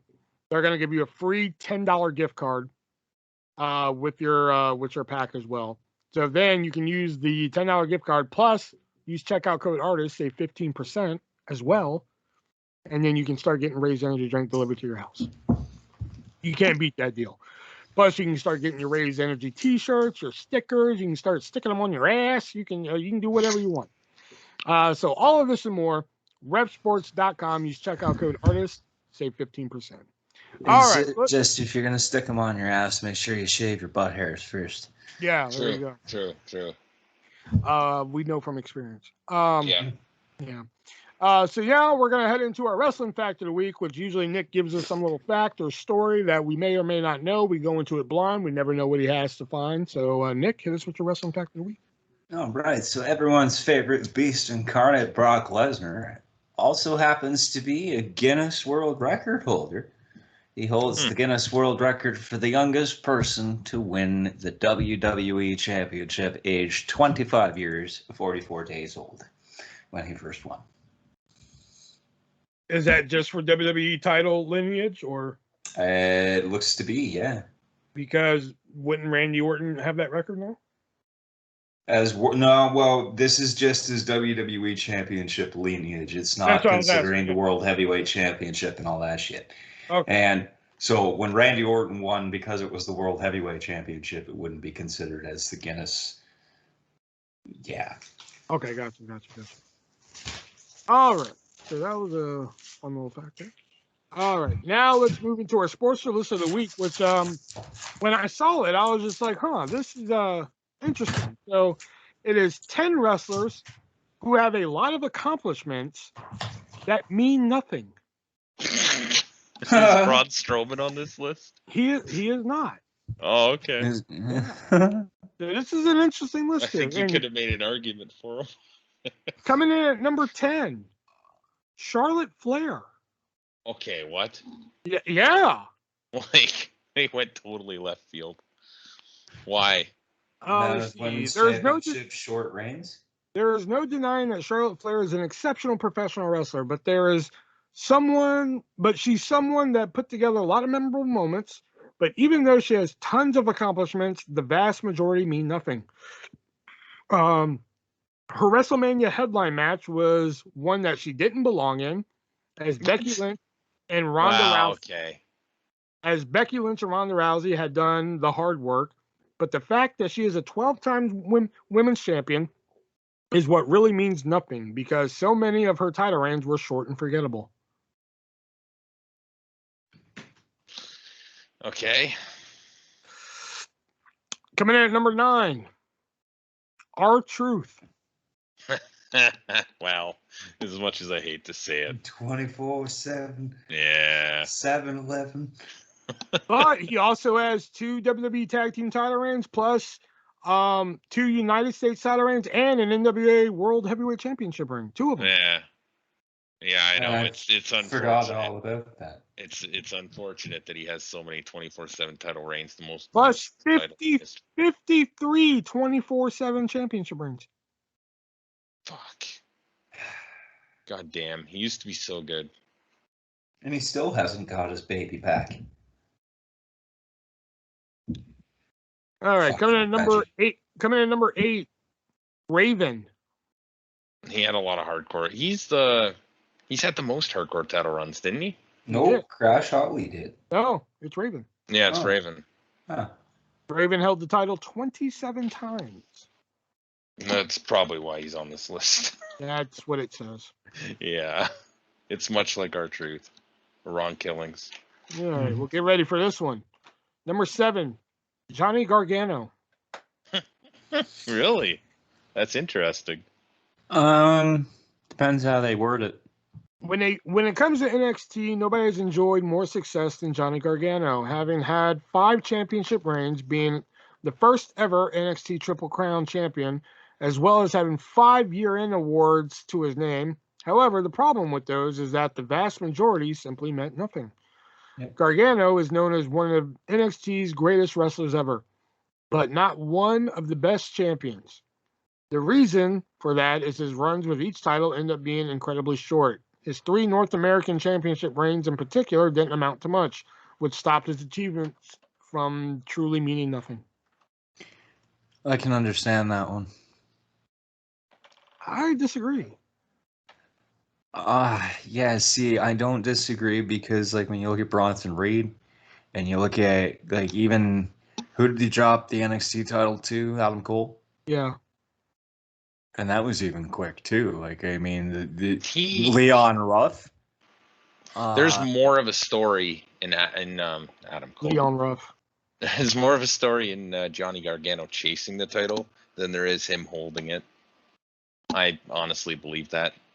He shouldn't have long title reigns. Coming in at number 6, Kane. Yeah, He didn't Really? need the title either. sadly. Yeah. Oh, okay. I disagreed with it, but okay. He's a monster. He shouldn't care about championships. Okay. Coming in at number 5, and before I say this name, he held other titles other than the hardcore title. Crash Holly. Not many. Former light heavyweight champion, former tag team Tag champion. team champion. European, too, I think. Yeah, European too. He was European. I Yeah. think so, for like a day. Yeah. Yeah, I get it. I guess it's. Crash Holly wasn't meant to be taken seriously, and then they wanted us to take him seriously, and then it's like, well, It was too late. yeah. Oh, he defeated Regal for the European title. Like at that point, we could barely take And Bob lost the Holly title to 2 seriously. days later. Oh, Lord. Coming in at number 4, Alberto Del Rio. Alberto. I miss Alberto Del Rio sometimes. I only miss him because of Ricardo Rodriguez. I liked That's it. Alberto when he was in WWE. I mean, the stuff he did afterwards. Not. I so always much wrestling, forget about Del Rio until I see a domestic violence handbook. but- Yeah, that's the problem. That's the problem. See what I did there? Because he had AIDS. For Yeah. like, well, I'm trying to get Nick, but he's just over there being Ricardo. He's distracted. Pay no attention to him.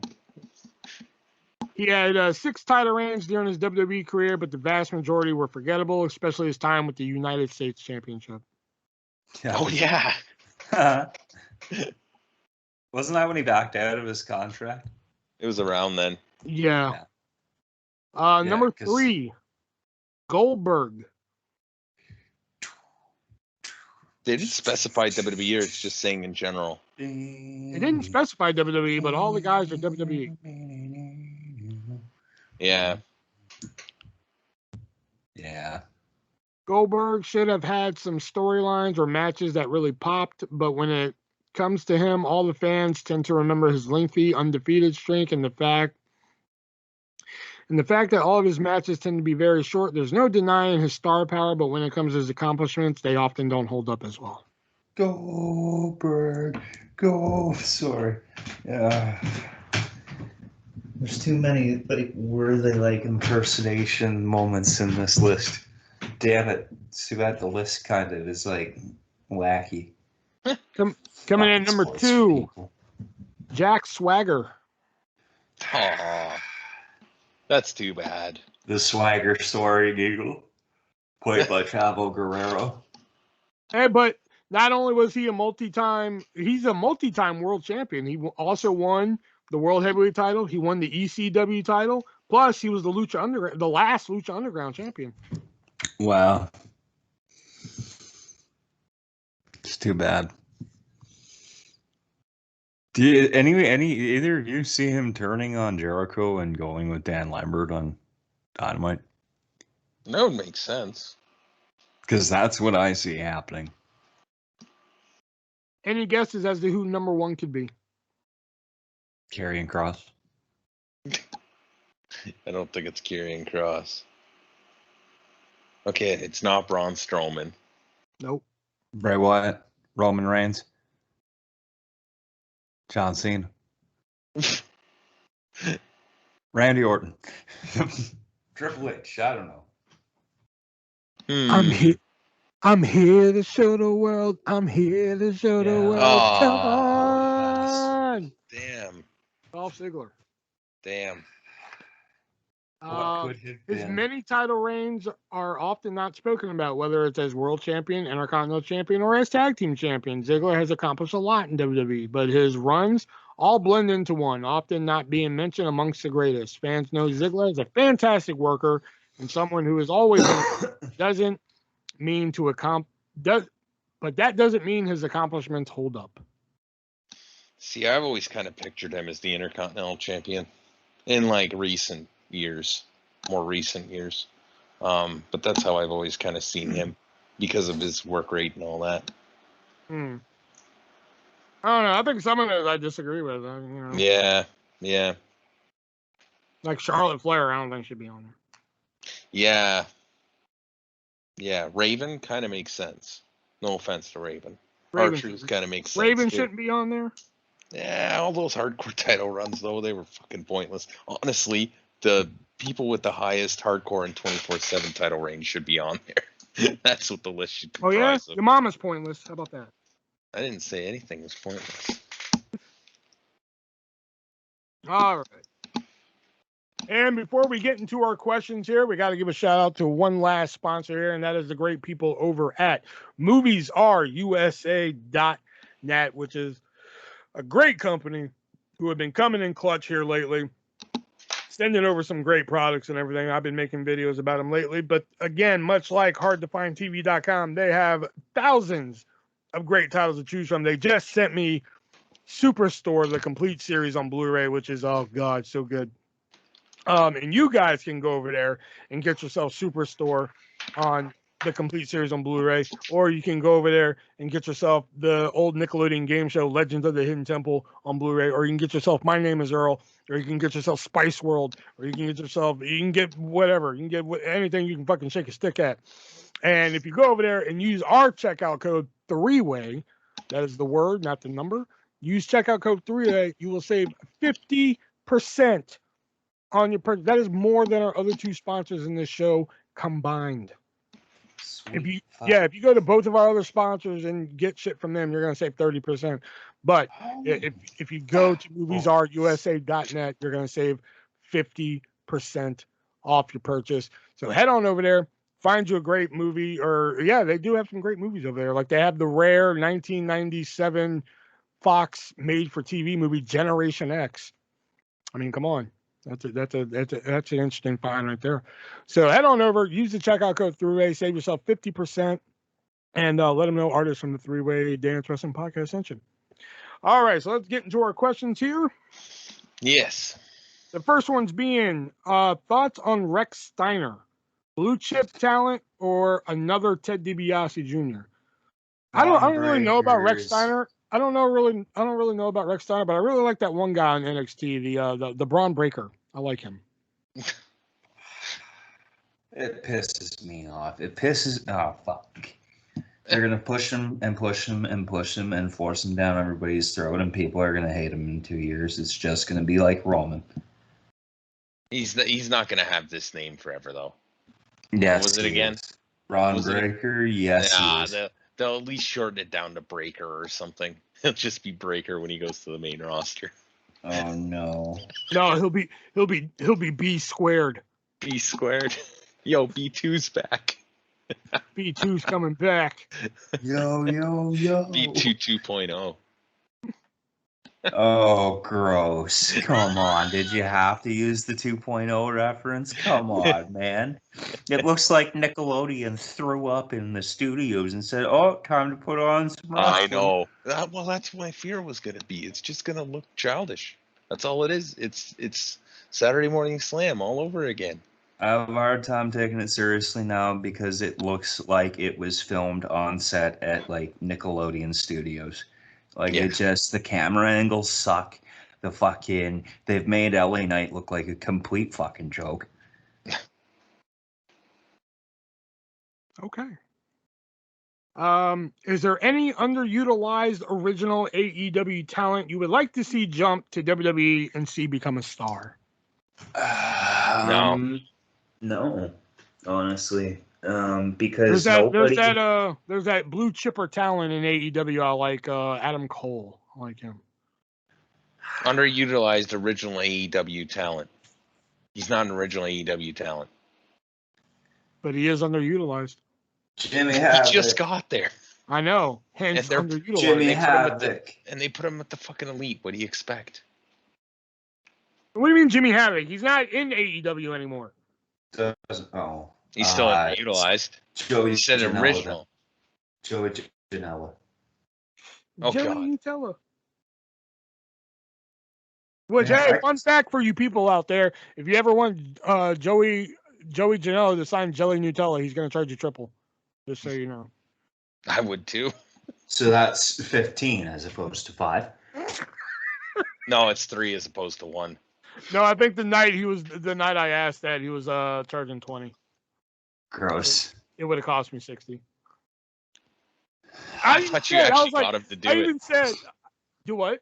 I thought you actually got him to do it. No, because like I asked him, I was like, I mean no disrespect when I asked this, but like, would you be offended at all if I asked you to sign Jelly Nutella? And he was like, if you pay triple.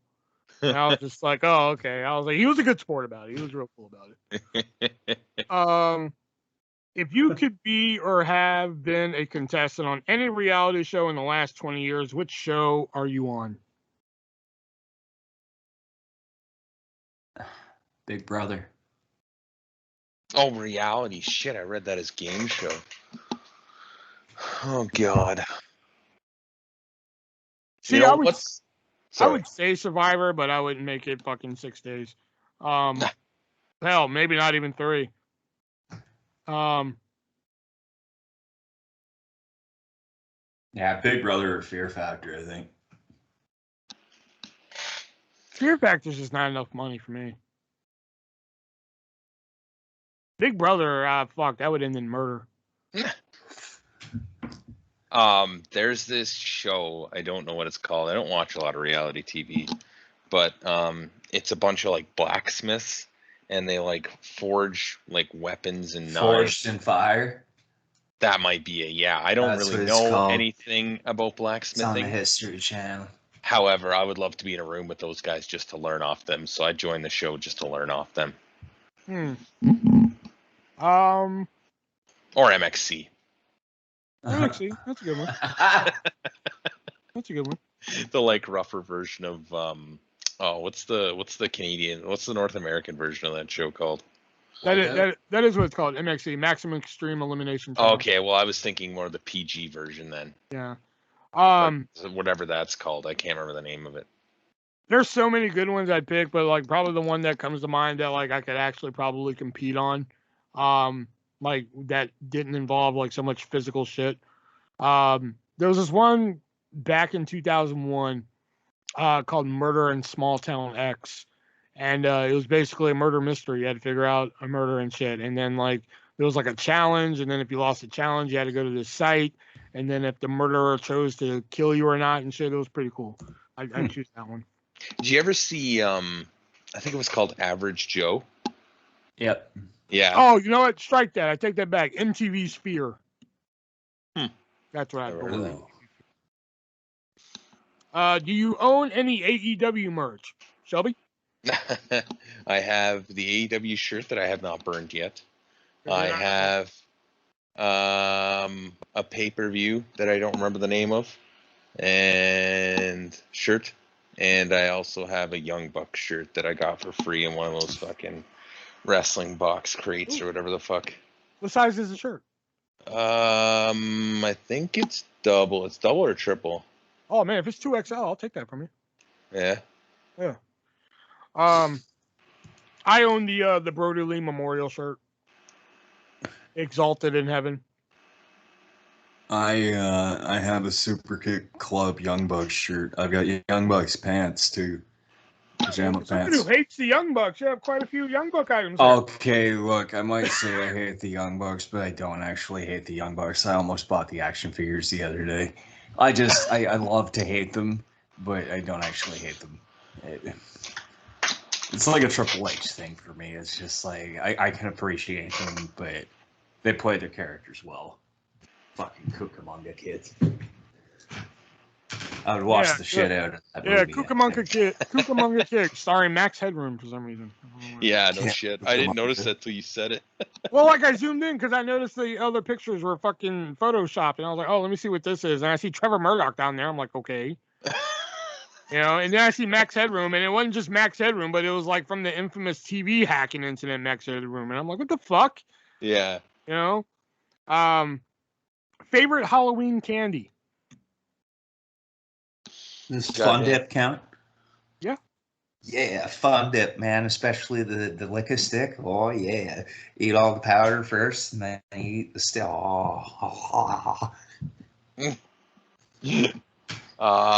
Probably Reese's chocolate peanut butter cup things. Just used to get them in the 1-pack thing. Really like those. Favorite Halloween candy? I don't know. I used to really like getting Snickers during Halloween. Mm. Yeah, I was a good Snickers. Jason wants to know what do we think Batista's best match is?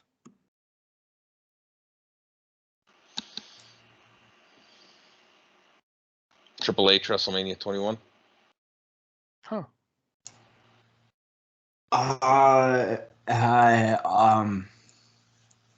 honestly don't think there's that many. Undertaker WrestleMania 23.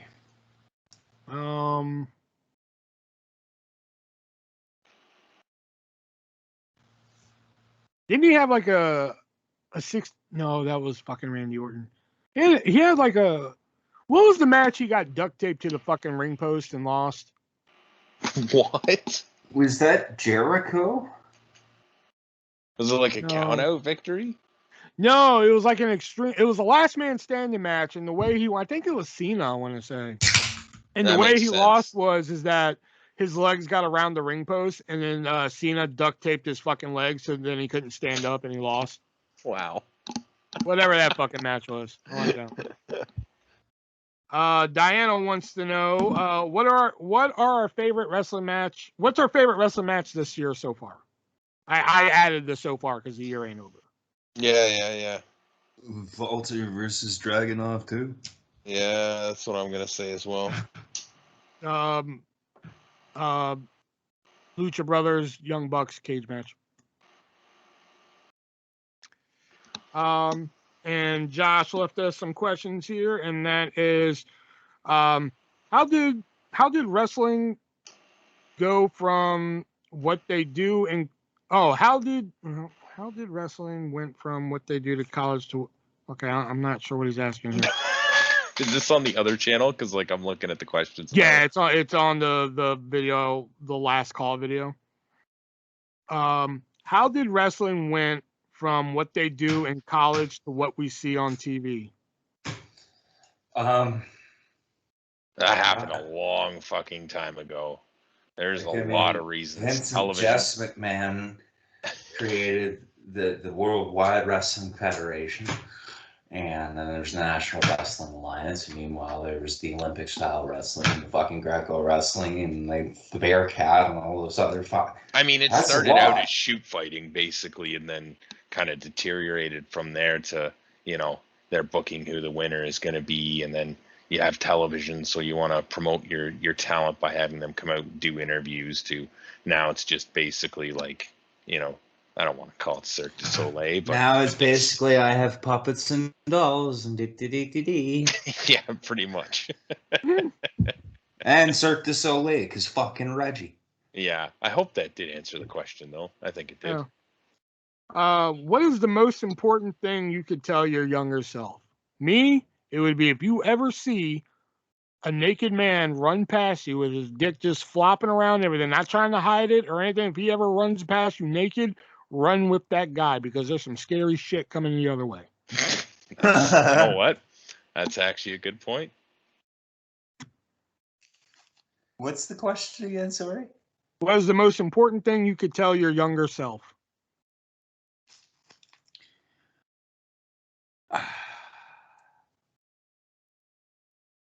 Oh, fuck. Well, Save money and care less what other people think.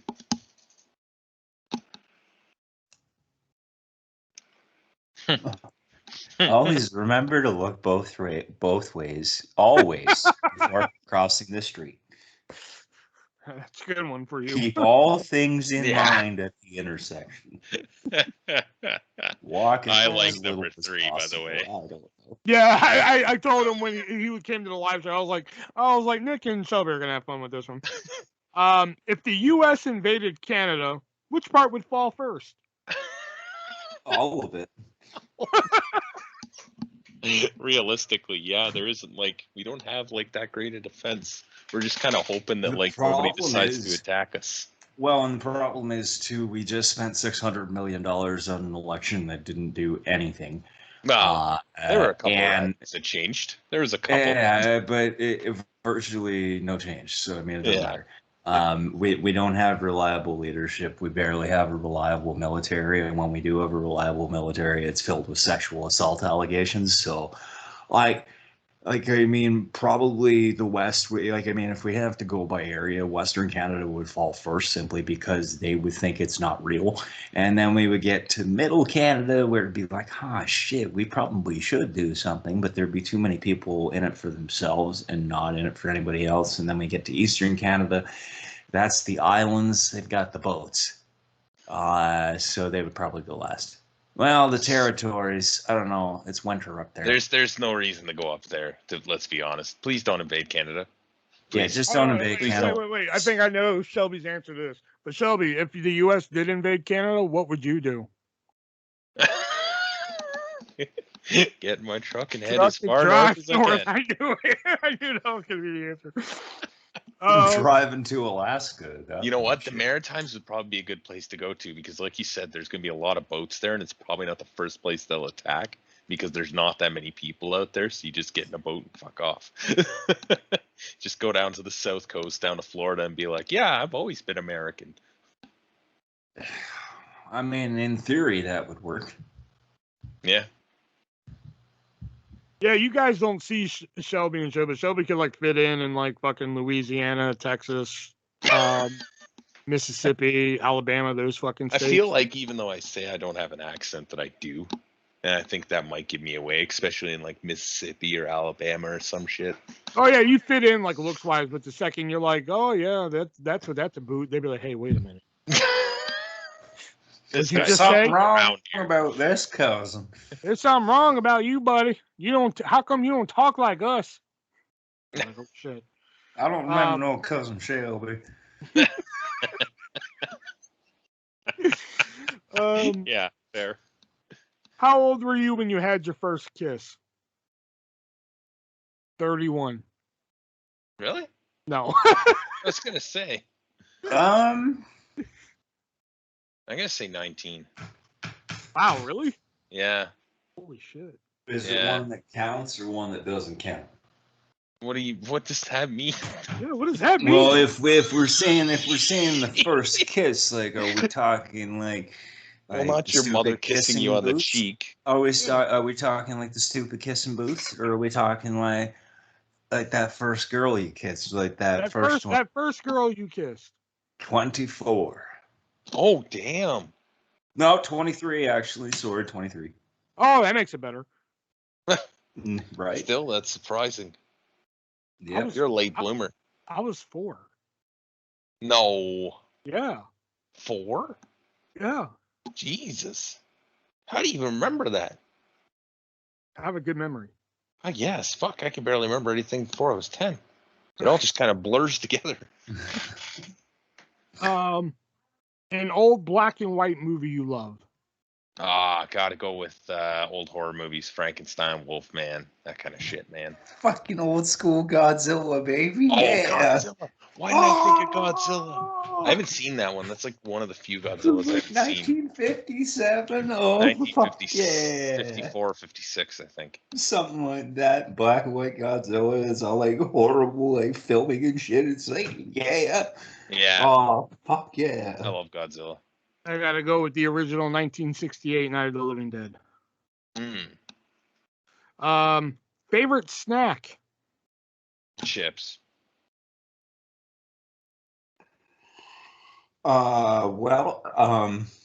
Chips. Shelby. And What? What? What? What?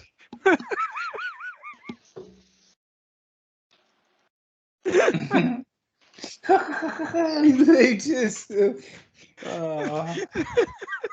You said that at the same time that he did, so that took me a minute to realize what you said. Hey, she's a snack. Sure. But no, really, I don't know, favorite snack, man. I'm a snack guy, man. So like Twinkies. Twinkies. I don't know. I was just trying to guess something. I don't know. Joe Louie. I always want to try one. I don't know, man. I'm a sucker for donuts, man. Donuts are dope. Yeah. I crushed like a whole pack this week. Actually, I crushed a dozen donuts this weekend. See, so check this. So, okay, what did Harrison Ford say when a fly flew on his old-fashioned donut? I don't know. Get off my plane.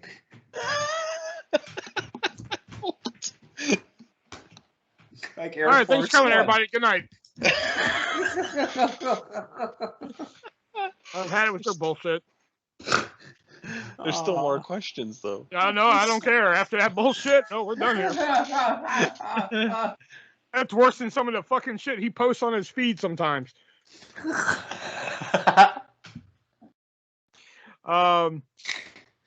Who would win in an arm wrestling match? I assume he means between us. Yeah.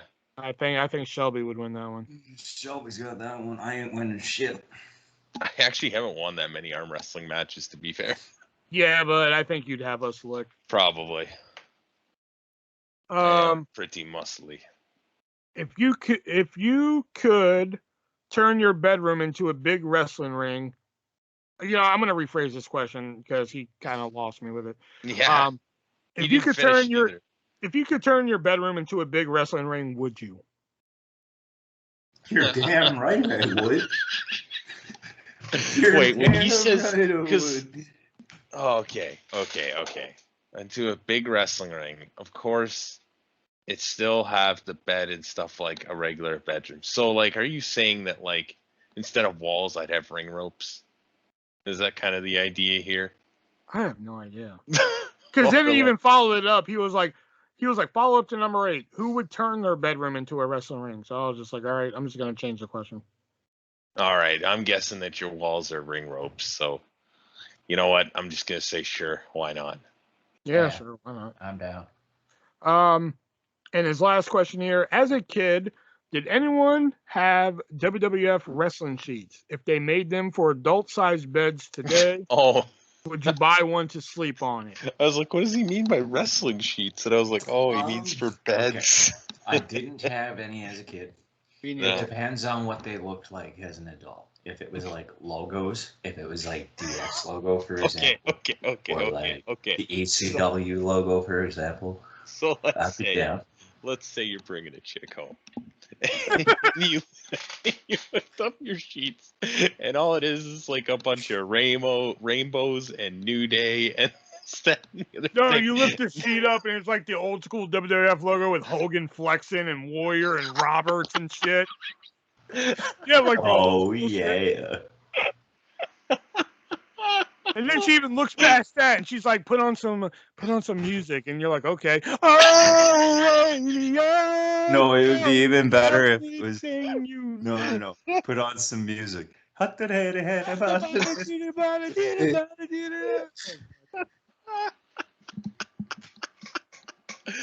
See, Such an see, amazing idea.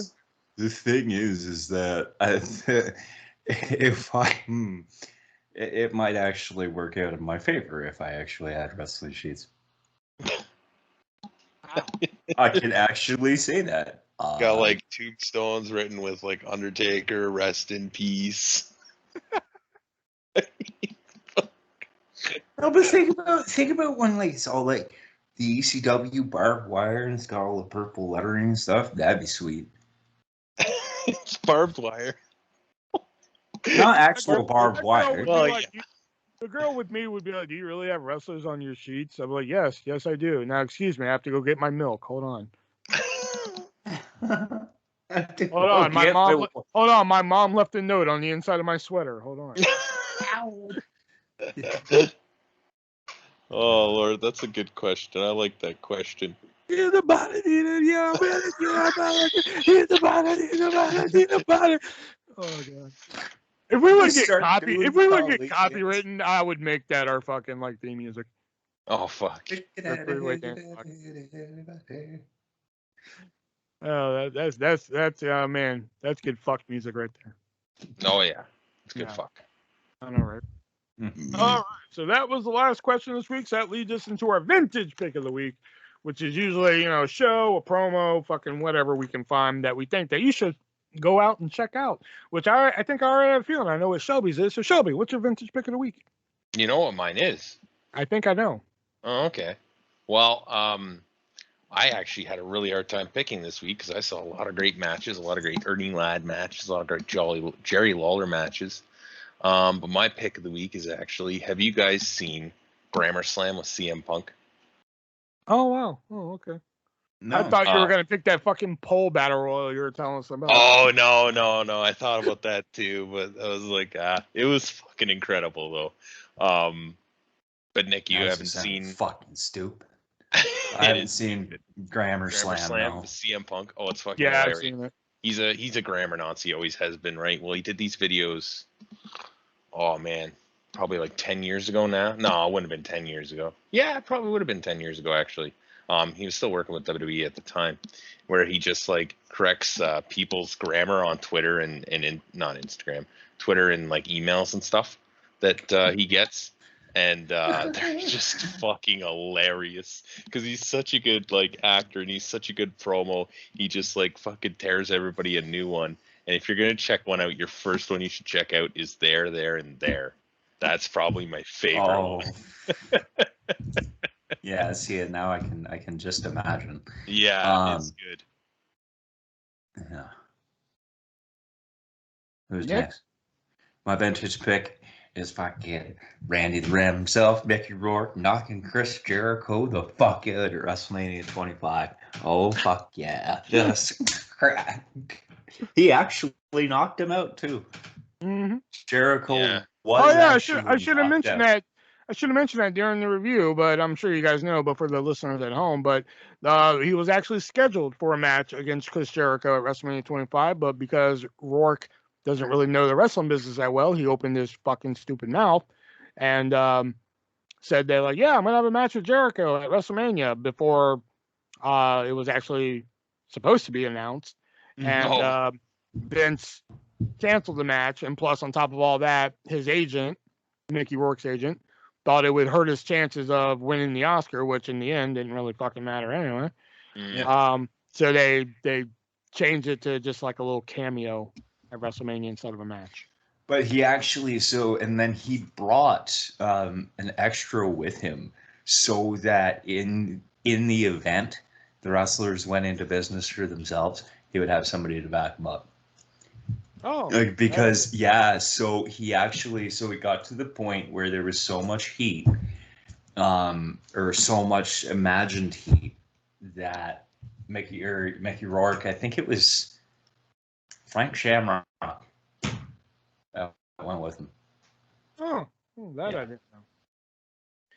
And my vintage pick of the week is a little out there, but as you guys know, Matt Hardy made his deletions very famous in TNA. Yep. My favorite one was the tag team Apocalypto, where it took place all over the Hardy compound. Was that with Decay? Yeah, that was with Decay, Rock and Roll Express, the Ugly Ducklings, James Storm's team at the time, the Revolution. Just a bunch of fucking craziness going on in this match. So all sorts of bonkers. Yeah, oh god, it's 7 different ways of bonkers, man. It's just it's a good little watch. Yeah, I think Road Warrior Animal makes like a fucking cameo in it. It's a fun little watch.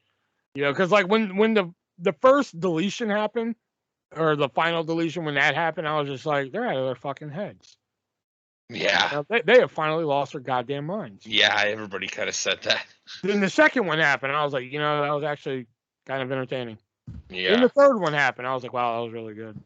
Then Tag Team Apocalypto happened, I was like, wow, that should not have been that good. You know, like I had way too much fucking fun watching that. Yeah. You know? So they got better as they went on. But like the first one they did when it was just Matt and Jeff, I was like, they have lost their fucking heads. That was how Jeremy Borash actually got hired by WWE. Oh. He produced all those for TNA. Yeah. And that was what got him hired by WWE. Because of his knack for creative ideas. And they had hired him on for NXT Creative. Well, then why are they still making shit? Ask Bucky Beaver, pal. Well, we're not a wrestling show.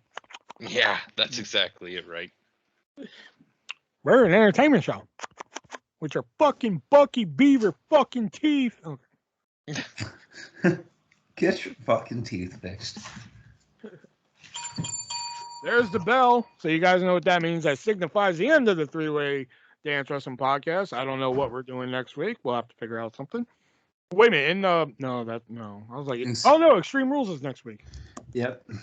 Yay. Yeah, Extreme Rules, where they've announced one stipulation to a match. Extreme Rules, it's regular competition. I know, right? It's wrestling rules, so Shelby will be happy. Like, And the only stipulation they've announced is a triple threat. No, they've announced Reigns and Demon will be Extreme Rules, but like still nothing else.